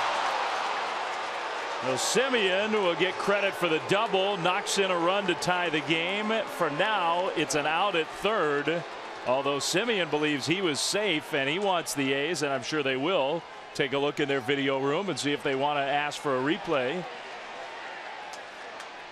Nearly a home run. At worst, the Athletics have tied the game, and they want a review. Well, we talked about the pop, and we talked about the pop to the pull side for Semien and not trying to do too much in those situations, and here he is. I got him safe. I got him safe right there. I got him safe. It's a big league play all the way around. Semien smokes the ball to left field. Ron Washington being aggressive, sending the runner. Great relay throw home. Great relay, great play off the wall. And Joe Mauer makes a great decision to get Semien at third base, which I think he was safe. It was a risk with zero outs. Historically, you don't want to be the first or the third out at third base. However, I like the aggressiveness, especially when your team's struggling to score runs. All right, let's look at it again. Does the right foot get on the bag before the tag? Yeah, I think it did. It's close, and we do always have to remember with these reviews, the call on the field, you got to have the indisputable evidence to overturn the call on the field. Well, now see, from that angle, it makes it look like maybe the glove touched the leg. That's a great shot. I think that call's going to stand watching it from that angle. I don't know that you can say for sure that the tag wasn't there. And I always like to reiterate for the folks at home, the lack of convincing evidence is what allows these calls to stand on the field. There's nothing that tells these guys back in New York, hey, this is what happened, this is why it is what it is. Well, then we're going with the call on the field. Right now, the call on the field out. If there's no evidence there. Yep, and I think this may be a case where there's not enough to overturn the call on the field. That was Jordan Baker, the home plate umpire. You rotate around on a play like that, and he got in good position to see it. Had a great view. And I think that's also part of what the umpires in New York think. Hey, look at him. He's in the perfect position right there to look at it. Can't be in a better spot. Now that is so close. Is there enough to overturn the call? At first look, I thought there was. Watching it there, I don't know. I don't know either. I think they're going to take a few minutes on this one, as they should. So we'll get the call. He is out. A's fans aren't happy, and I can see why not. They showed that first look up on the board where, to me, it did look like he was safe. But once you watch it from all those angles, the glove may well have touched that shin right before his foot got to the bag. So the call on the field stands. One out. Semien trying to stretch that double into a triple is out, but he has knocked in the tying run. Really well struck baseball. He just happened to hit it to the part where there's 2 layers of wall out there in left center field. Wall's higher in that spot. You're right. Here's Coughlin, who had the collision in the outfield, making the catch on the sac fly. Now that 0-1 with a 0 for 1 with a strikeout, hitting 162. He does have that power with 5 home runs. And I don't think, look, I'm not bringing it up to say that Mauer deserves blame, but remember the little pop-up where Mauer had the very tough play, couldn't quite catch it. Coughlin down the left field line, carrying pretty well. Grossman toward the corner for out number 2. But Alonso reached base on the base hit after the pop-up. And he came around to score on that double by Semien. Best seats at every ballpark for every game. MLB.com/tickets is the place to go. Anyway, they didn't score Mauer They didn't charge him with an error, and that was the right decision. That was in no way a routine play, an easy play. But after that, the A's took advantage of the extra chance and scored the run that has tied it. Coco Crisp, who has hit a home run, leading off the game for the A's, takes ball one.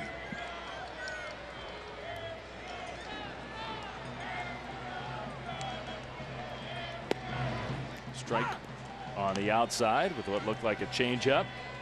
We talked about Coco being the catalyst and spark plug for this Oakland organization, this lineup. Looking to get it going the third time through here, 2 times through the order thus far. A's are hitting 294, OBP at 333 against Santana. So Coco looking to get on and create some run scoring opportunities. He's a burner as well. He can go get second if he needs. Strike 2. Got the call with the fastball away. It's 2-2.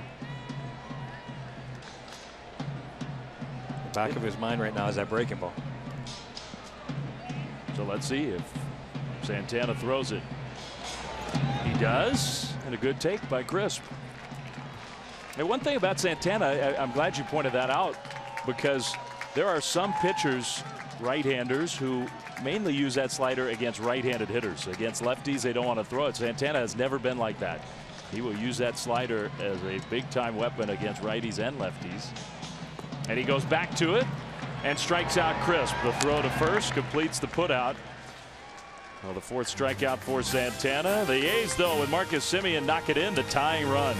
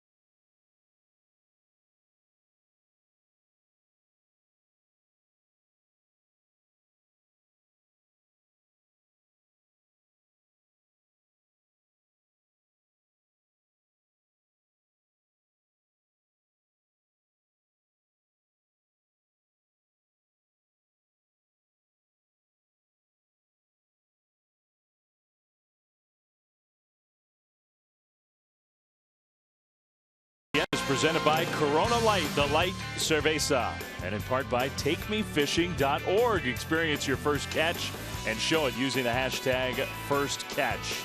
And Roundup Sure Shot Wand. Target weeds more precisely than ever. 6th inning from the Coliseum in Oakland. The Twins 2, the A's 2. Robbie Grossman leading off for Minnesota against Kendall Graveman, the starter, still in for the Athletics. Pitching better here today. Another pop-up. Man, these fielders are being tested by the sun, by the wind. Chris Davis, no problem for him with the sunglasses on the top of his hat. Back to the studio and Jen.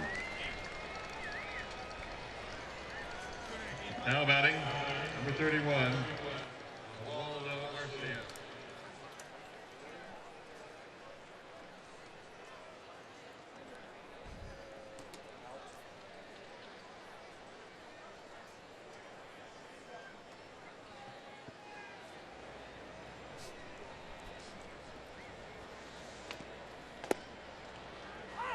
Graveman with a strike to Arcia. Well, one thing about playing at Coors, and I'm not saying that was a terrible play, but if you make even little mistakes, they just get so exaggerated at elevation where the ball flies, where the offense comes so free and easy.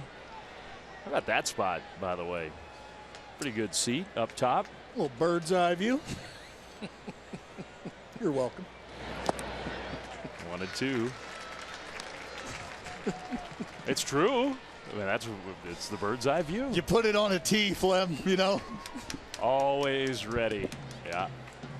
Well, we saw it this last week. We were at AT&T Park across the Bay Bridge for Padres Giants. And the Giants blew that game open late. Time granted fairly late here. So some of the fans started to leave. That was the cue for the Birds. They swooped in.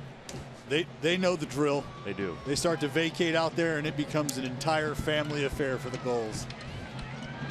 Now today for the Gulls is going to be confusing because you got the ball game here, but then the hoops game next door. So people are going to be leaving the baseball game but coming in for the hoops game. You think that throws them off at all? Is this guy going to be ready for that? He may be the advanced scout. I think he looked ready to me. Strike 3 swinging. Sorry to keep you waiting, bud. The yawn up on top. 5th strikeout for Graveman. 2 down. He's pitched well. He has, and I think we've seen why. He's ahead with strike 1. For the most part, the fastball has been down in the zone in an effort to try to see him up. These hitters are beneath the baseball. They're not hitting the top half of the baseball. He's getting the pop-ups. He's getting the weak contact. He's expanding inside against the lefties with the breaking ball, that cutter slider hybrid when he needs to. So at this point in time, it's safe to say he's pitching. That's part of what you're talking about, those first pitch strikes. He has pounded the zone. And I think it's fair to say, without a real pitcher-friendly strike zone from Jordan Baker. Especially as a sinker baller, a guy who's going to live in that lower half of the zone and try to create those intersections on the corners at the lower half of the zone with the depth on the sinker and the depth on the slider. If you're not getting that call down there, sometimes you try to raise your sights, which could be very dangerous for a guy who likes to keep it on the ground. 85th pitch of the game for Graveman, and a little squib shot out to short. Simeon is there, out number 3. The 2-3-4 hitters coming up for the A's when we come back on top of the world. 2-2 Twins and A's.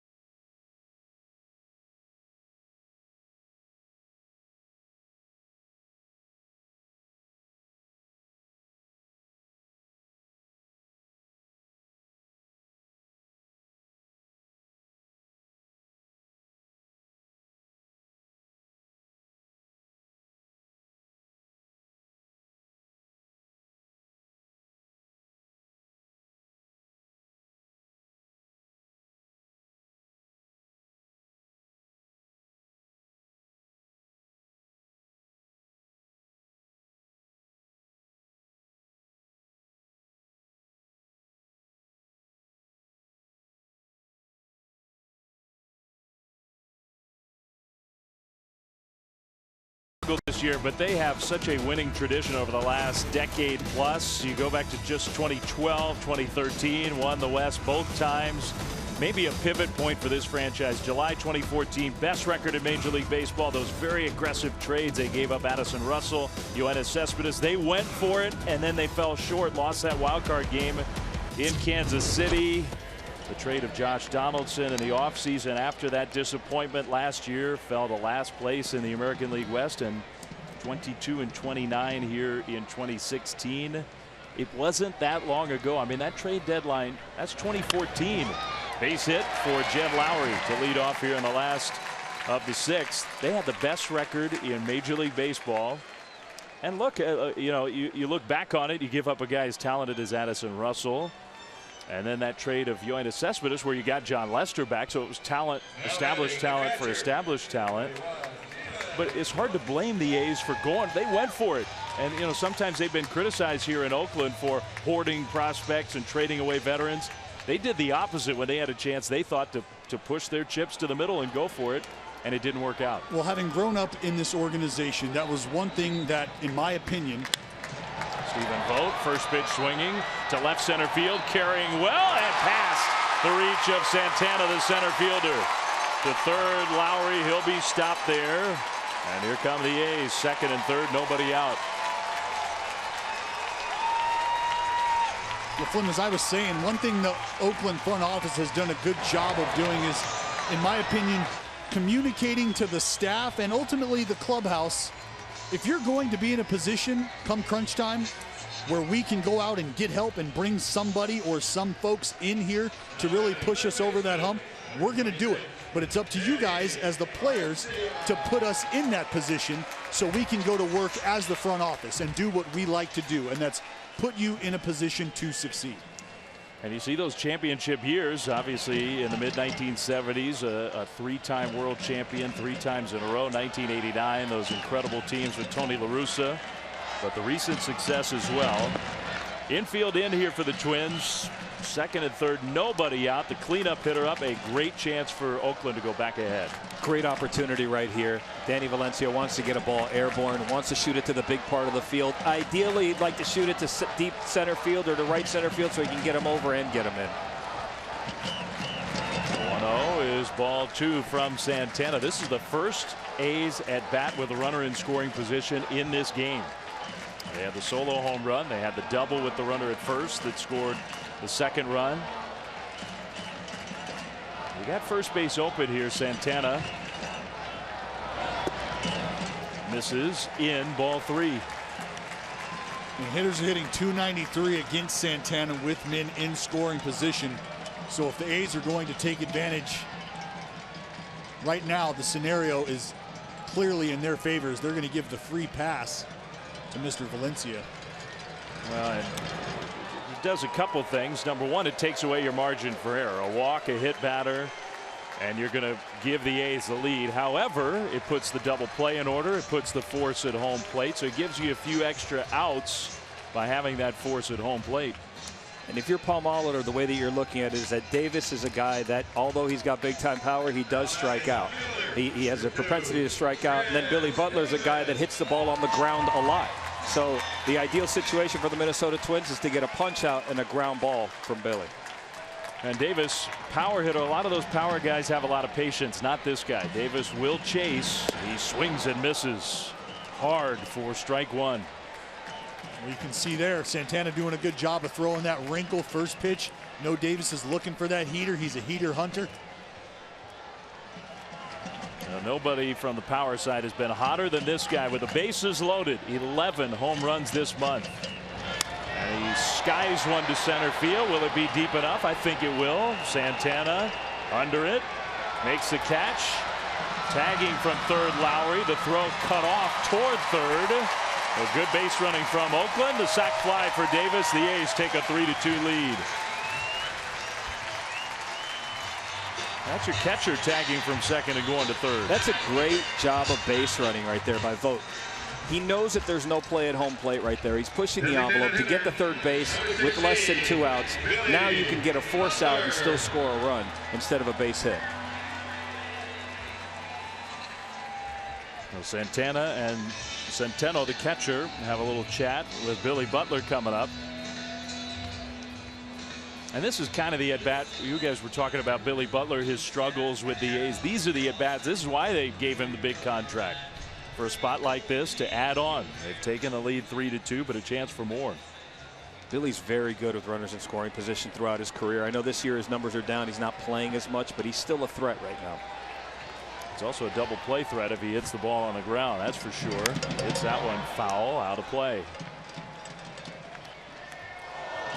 And if you're Santana as a pitcher right now, you understand you've got men in scoring position, and there's been some issues with Centeno behind the plate and his blocking ability and his ability to keep the ball in front of him right now. So as a pitcher, if that creeps into your mind, you've got to be careful. Well, there's an example right there. He did block it.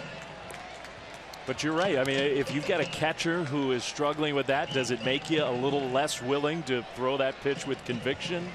I think you're still convicted, but you start to second guess what the end result is going to be, and not necessarily the swing and miss, but are we going to have an opportunity to actually secure the out? In the dirt, he blocks it again. So doing a good job in this sequence. And this is great for Santana because right now, from pitch to pitch, the catcher, is building confidence in you to be able to, hey, go ahead and expand. I got your back. I'm going to keep this in front. We're going to get out of this. We saw the action in the Twins bullpen. A lefty and a righty both warming up. The A's have gone ahead. Good hitters count for Butler. He fouls one straight back. Good pitch from Santana. Really good pitch. Got Billy leaning out over the plate there. If you're Billy, if I'm Billy right now, and you know that Santana throws 50% fastball, 50% breaking ball. He threw 2 breaking balls in a row right there. He probably knew he was going to get a fastball. And sometimes when you know what's coming, or you think you know what's coming, you tend to chase out of the zone a little bit. Now it's 2-2. Slider, and could be 2. There's one, and Butler is one of the slowest runners in the game. Double play, so he does not get that run home. A's had a chance for a big inning. They get the one to take the lead. 3-2 Oakland.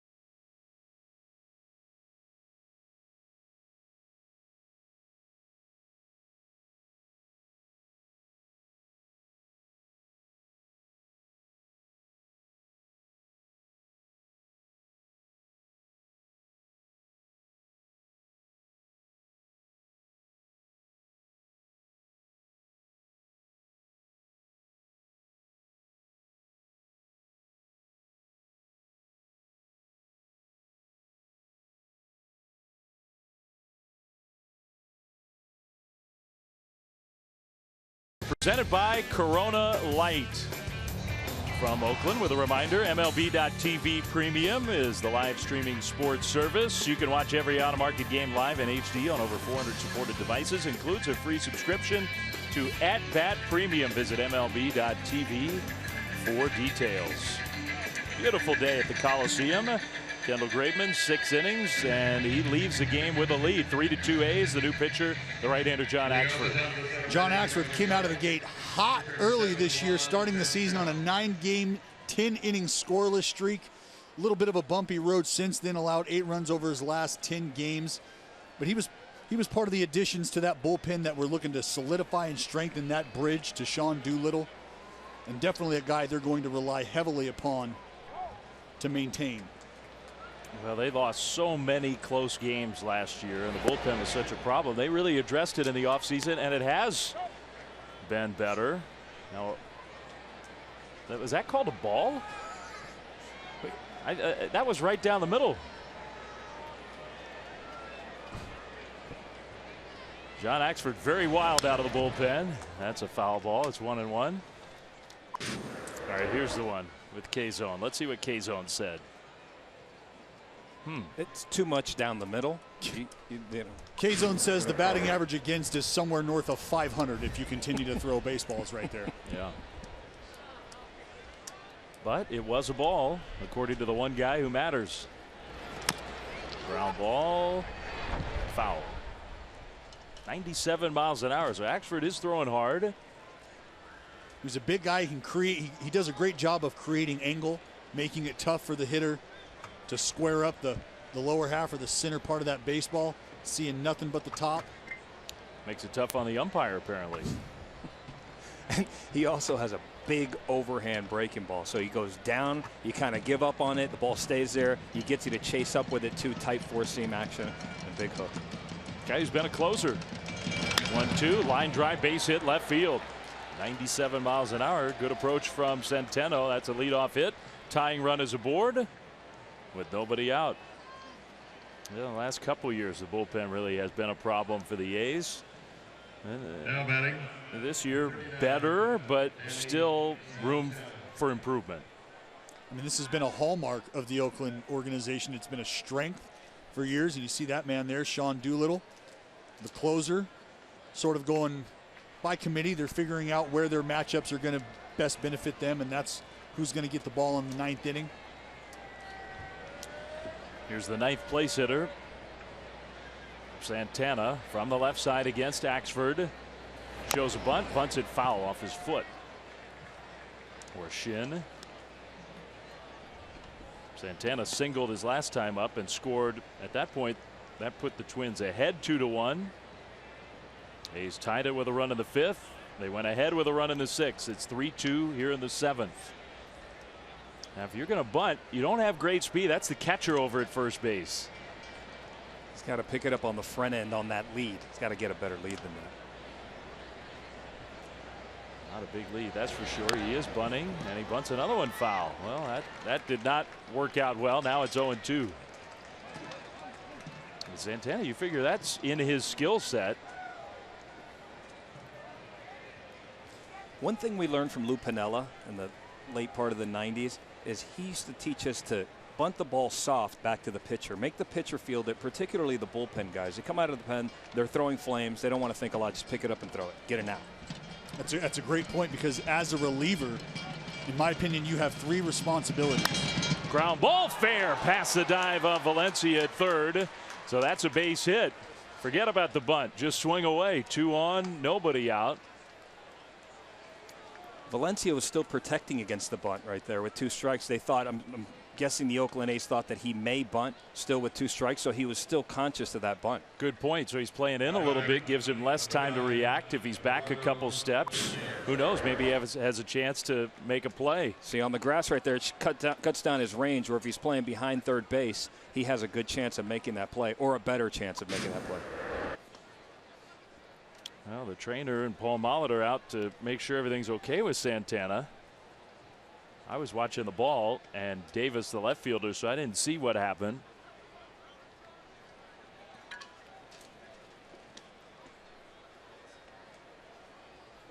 He's going to stay in the game.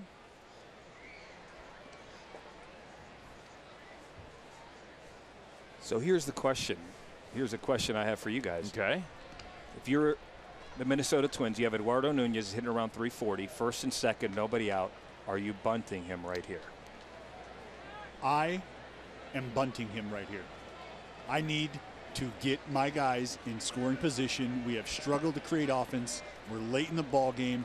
I need to give myself the best possible chance. And I'm not a math major, and maybe the numbers say let him swing away, but if I've got 2 guys in scoring position and I get a sac fly. He bunts at it, misses. Vogt. Notice that Centeno was a little ways away from the bag, so he tried to pick him off. Centeno got back safely. He's hitting .338. I let him swing away. I'm going to say that I agree. Paul Molitor and I are on the same page. I think you are. I'm going to say I see both sides of it, and I'm not saying I disagree with Paul Molitor and what he's doing, but with the guy with a hard 4-seam fastball, he's a tough guy to bunt and get him on the ground, and my hitter's hitting .338. I'm not sure that I do, but it's easy from up here. I think that's 2 versus 1. Here's he wasn't showing bunt there. That fastball misses high. It's 1-1.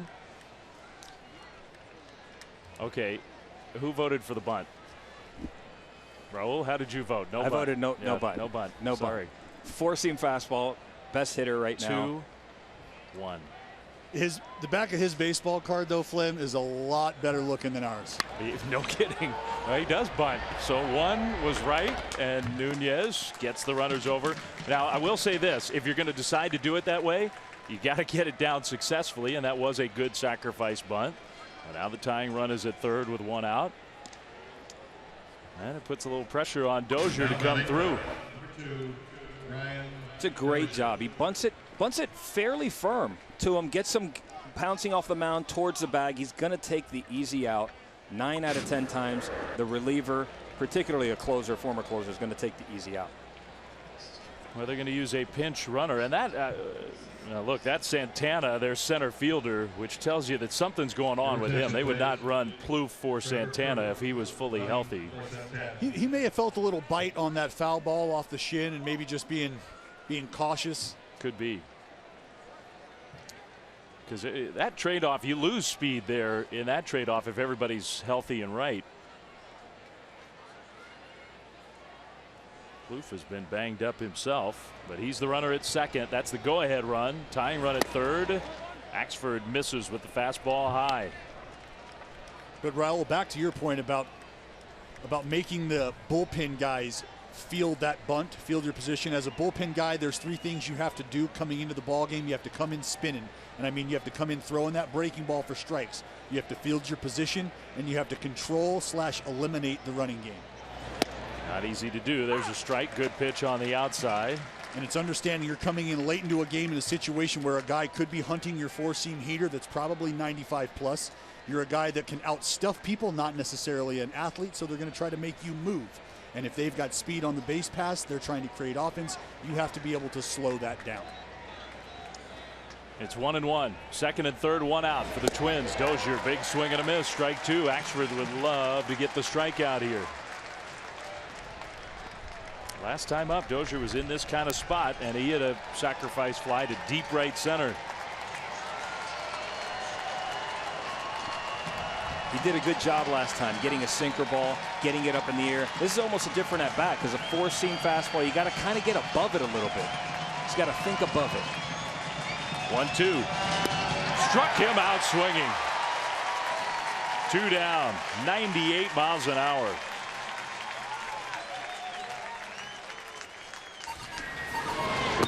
You take a look about how he went about the business. Heater up, ball 1, but now he's able to work off of these misses. He starts to bring it back down in the zone. He's still working in the upper part, expands away with the heater, stayed firm, stayed hard, made him hit his pitch. So Axford gives up a couple of hits, but got a big strikeout. Twins still threatening. Doolittle, the lefty, coming in when we come back. Your attention, please.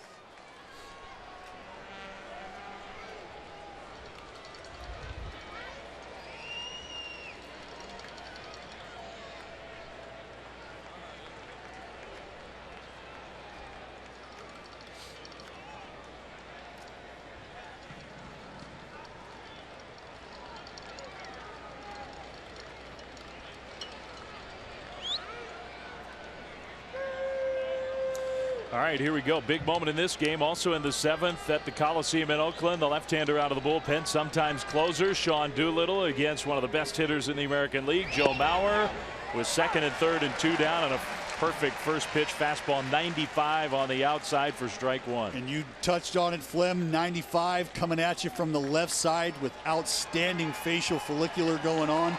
He's got a great beard, a great heater, changeup slider as well. 0-1. That one called strike 2. Almost the same spot. 2 good fastballs. It's 0-2. Having faced Doolittle a few times, my fair share of times, there's not a lot of guessing going on. He's coming right at you. His fastball plays a little harder than 95, kind of up in the zone. He's tough to get on top of. He's ahead 0-2. He throws very high with a fastball, trying to get something extra. He missed.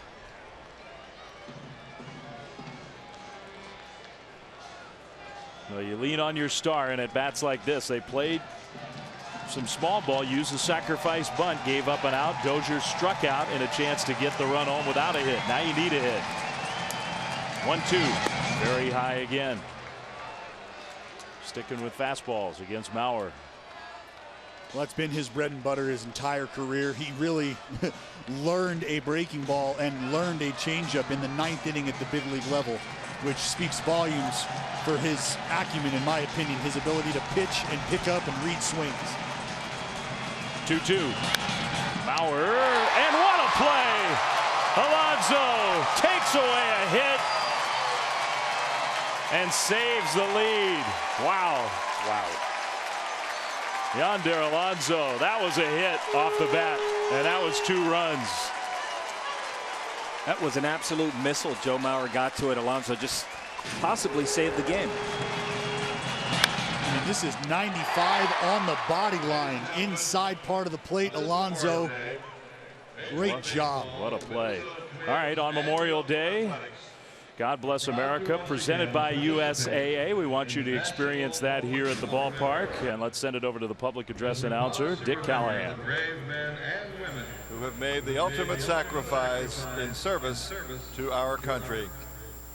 We ask that you please join us now in this moment of silence as a collective, united expression of gratitude to the heroes who lost their lives while protecting the freedoms we enjoy today.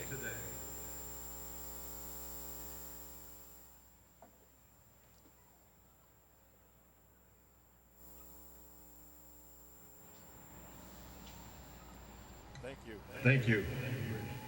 And now, ladies and gentlemen, please your attention to the home plate area, where Senior Airman Michelle Doolittle from the United States Air Force Band of the Golden West at Travis Air Force Base will lead us in God Bless America. God bless America, land that I love. Stand beside her and guide her through the night with the light from above. From the mountains to the prairies, to the oceans white with foam. God bless America, my home, sweet home. God bless America, my home, sweet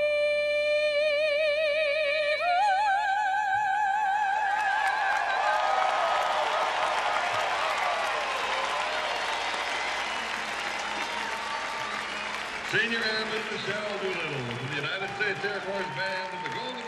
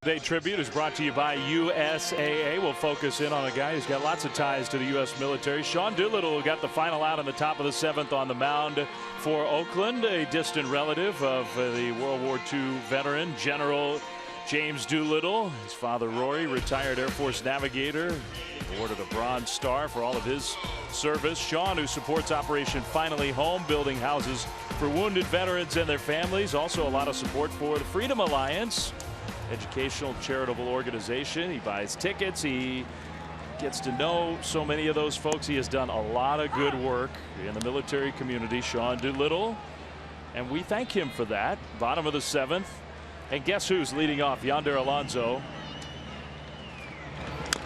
He bounces this pitch foul. It's 0-2. Yonder is the reason that the A's still have the lead, 3-2, because of his outstanding defensive play.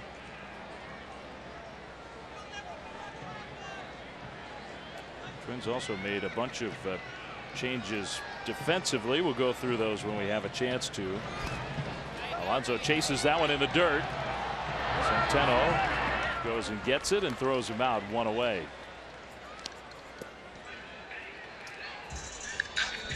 Santana still in the game, picked up his 5th strikeout for the Twins.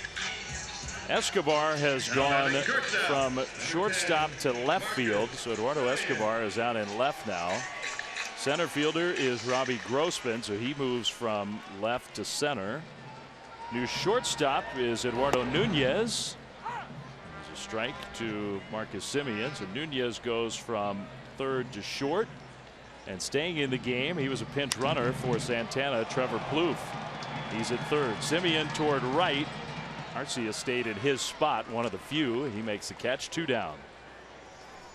I love the way Paul Molitor moves those guys around like that. He's got guys that are athletic that can play different positions. Well, one thing is they do have some, you're right, they have versatile players. They have a very short bench, only carrying 3 players on their bench. And a couple of those, Plouffe, who's one of them, but Kurt Suzuki, the backup catcher, has been dinged up. So you kind of, if you're going to have that few players in reserve for your manager, you need your players to have some of that versatility, and they do.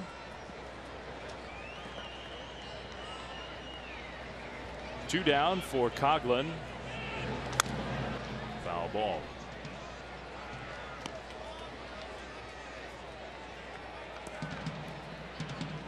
Santana's doing a nice job on these left-handed hitters of throwing the fastball and showing it in, which makes him susceptible, getting him to open up quickly, makes him susceptible to that downhill back foot slider he throws.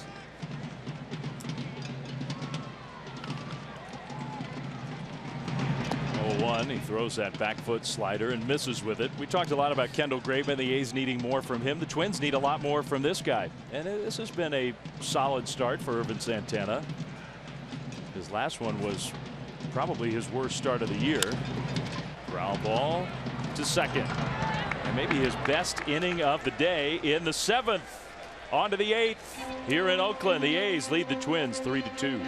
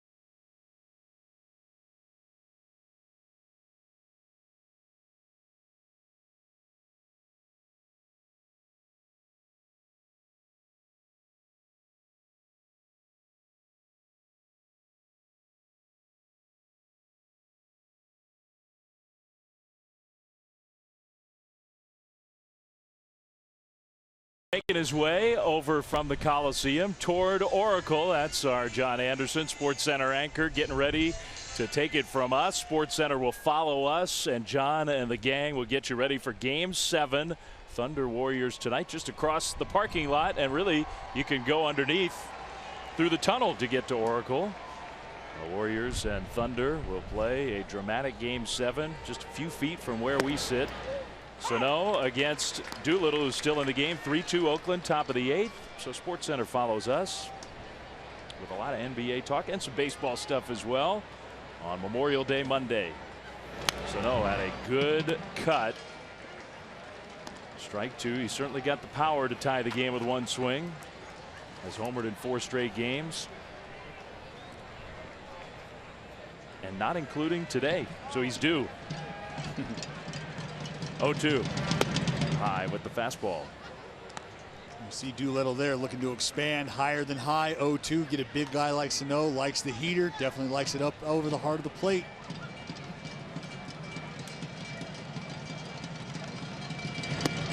Struck him out with the fastball at 96 miles an hour.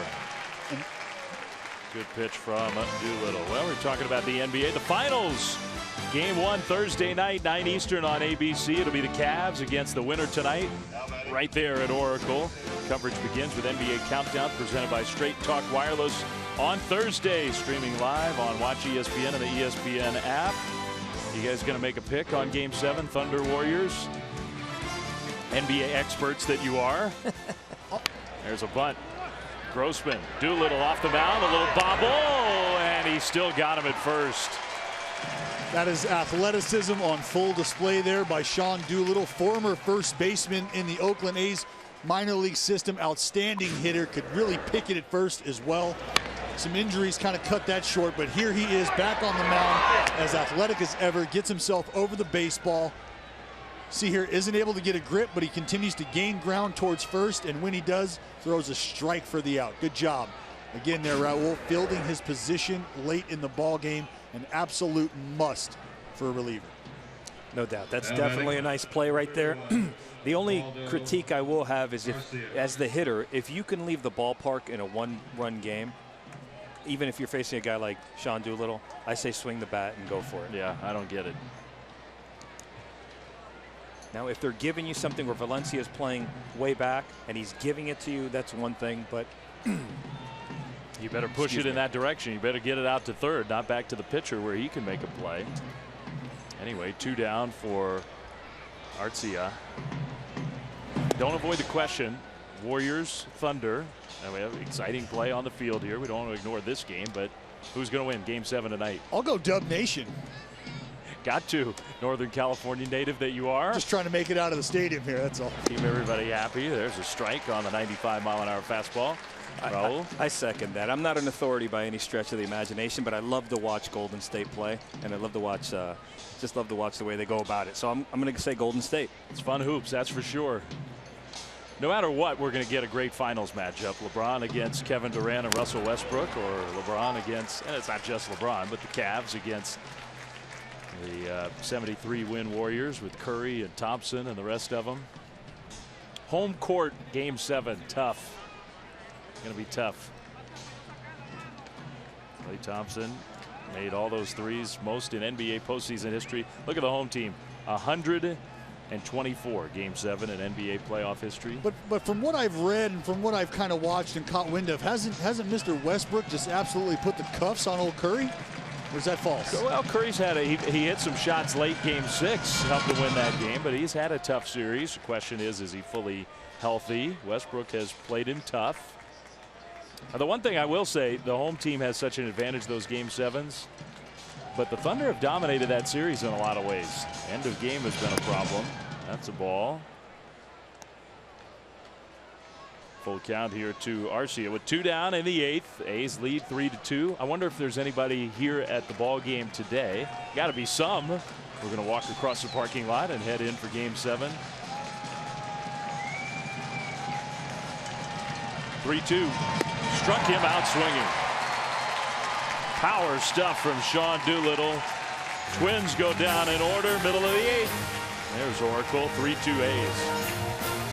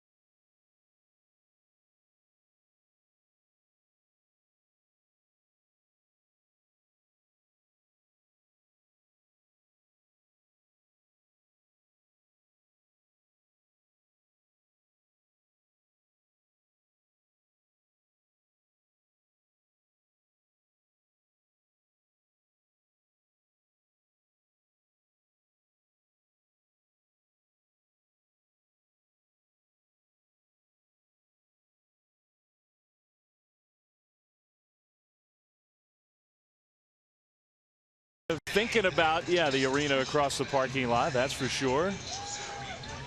As the A's lead the Twins going to the bottom of the 8th by the score of 3-2 on Memorial Day. Memorial Day, daytime baseball, nighttime hoops. Kevin Durant making his way into the arena with all the anticipation. Michael Wilbon is there inside Oracle Arena. Michael, you give us a sense. Dave Fleming here at the Coliseum along with Raul Ibanez and Dallas Braden. Any sense for the anticipation? You're starting to feel Game 7 already over there?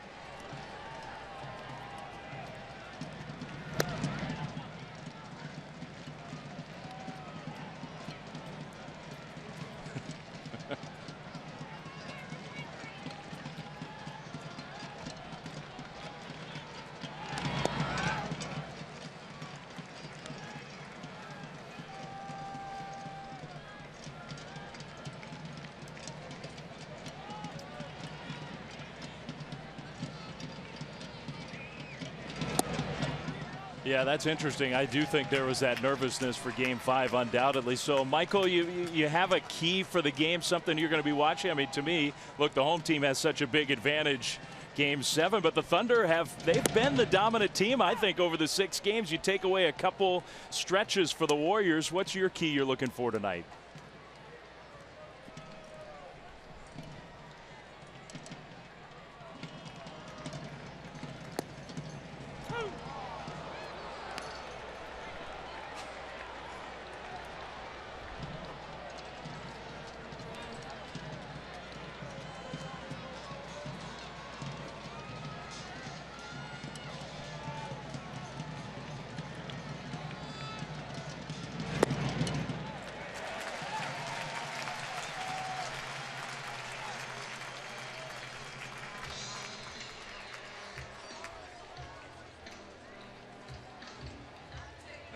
Second baseman, number 8, Jed Lowry.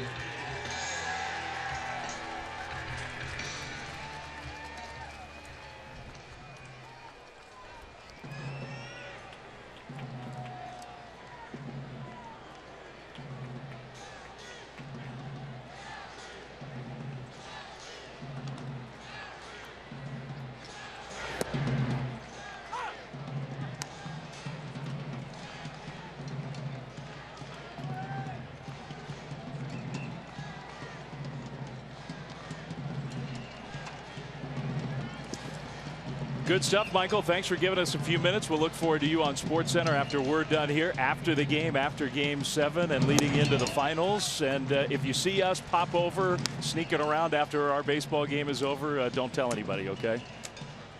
That's Michael Wilbon. It's hard to resist the idea that it's Game 7. It's going to be loud and rocking. Coco Crisp at first base. A's would love an extra run or two. We're at the bottom of the 8th of this one on Memorial Day with the 1-run lead. They don't call it the Roracle for nothing, right? It is loud. Loud. Those 3s start falling. By the way, the new pitcher, Taylor Rogers, for the Twins. Irvin Santana went 7. Pitched well for Minnesota. Rogers taking over. 9 appearances in the big leagues this year, a 4.50 ERA. He's got some funky arm action, 92, 93, curveball, slider, compliment.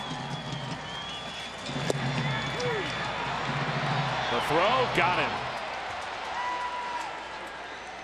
Good throw, good tag. Crisp out trying to steal. It's a great throw. That was a quick exchange right there. Really good throw. He's going first move. Coco Crisp can still run. Gets a good read. Takes off right on the first move.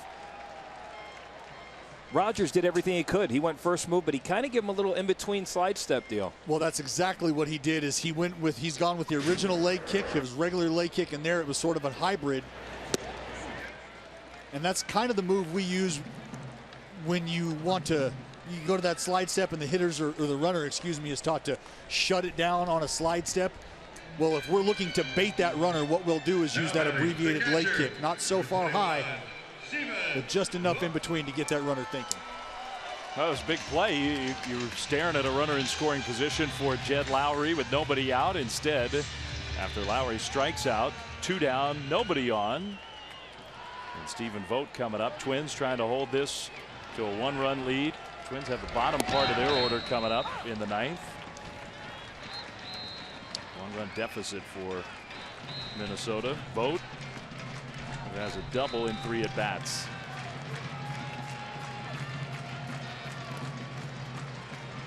That first breaking ball that he threw to Stephen Vogt right there, that's the one as a left-handed hitter that you want to hit. If you can stay in there, that's the one that's really hittable and can be hammered.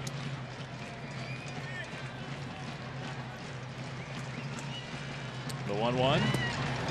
Good breaking ball there. Not that one. That's the one that looks good to the naked eye, but it's a difficult balance to strike. You have to be looking, you have to be willing to stay in there long enough that if you make a mistake and you guess wrong, you get hit in the shoulder. 1-2 pitch. Strike 3 call.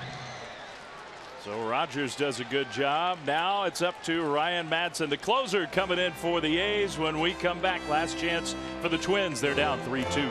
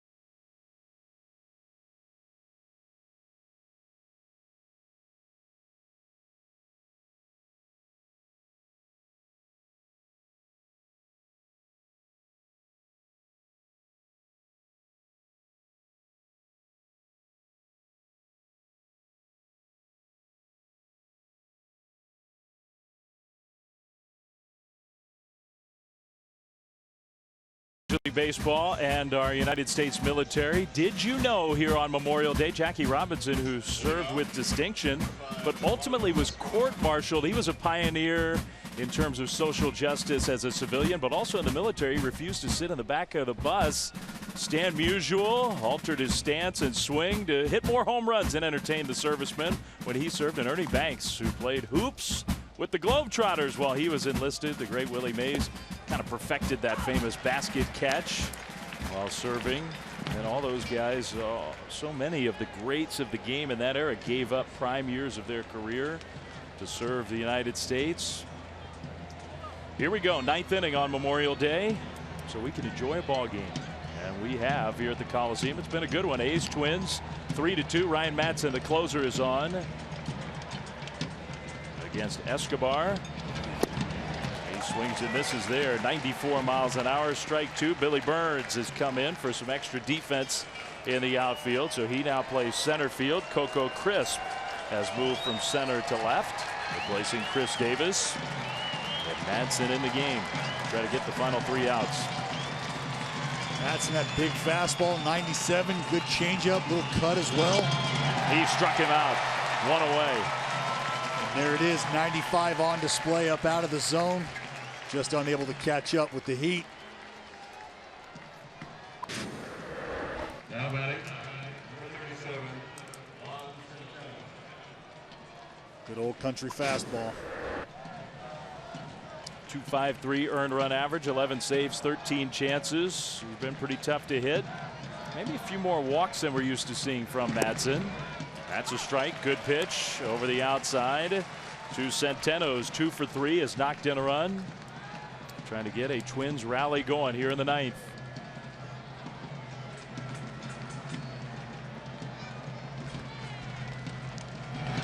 Strike 2. That's the changeup.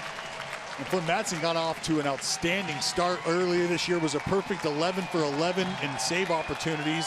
1.02 ERA over the first 18 games of the year. So was looking like every bit of what they had hoped for. Trying to get back on track today. A fastball fouled straight back. Still 0-2. Great teammate too. Had the privilege of spending 3 years with him. The Philadelphia Phillies. Teams that won the division for 3 years in a row. Just a tremendous teammate and competitor. Will take the ball every day, all the time, and competes. He was a big part of those teams. 0-2. Centeno, a pop-up, foul, third base side, and no chance for Valencia to get over. Centeno still alive at the plate.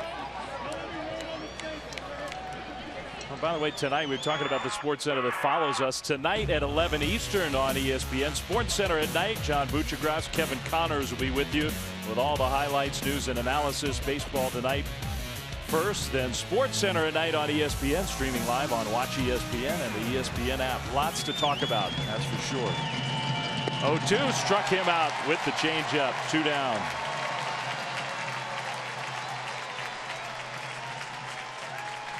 Twins are down to their final out.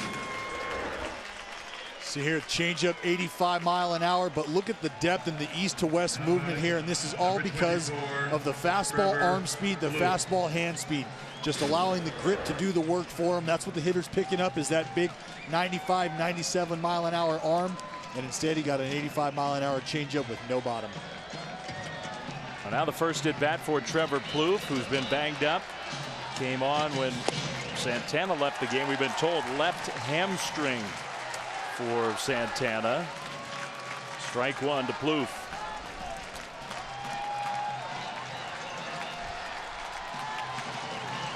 Two down here in the ninth inning. Ryan Madsen. That one is popped up. That could do it.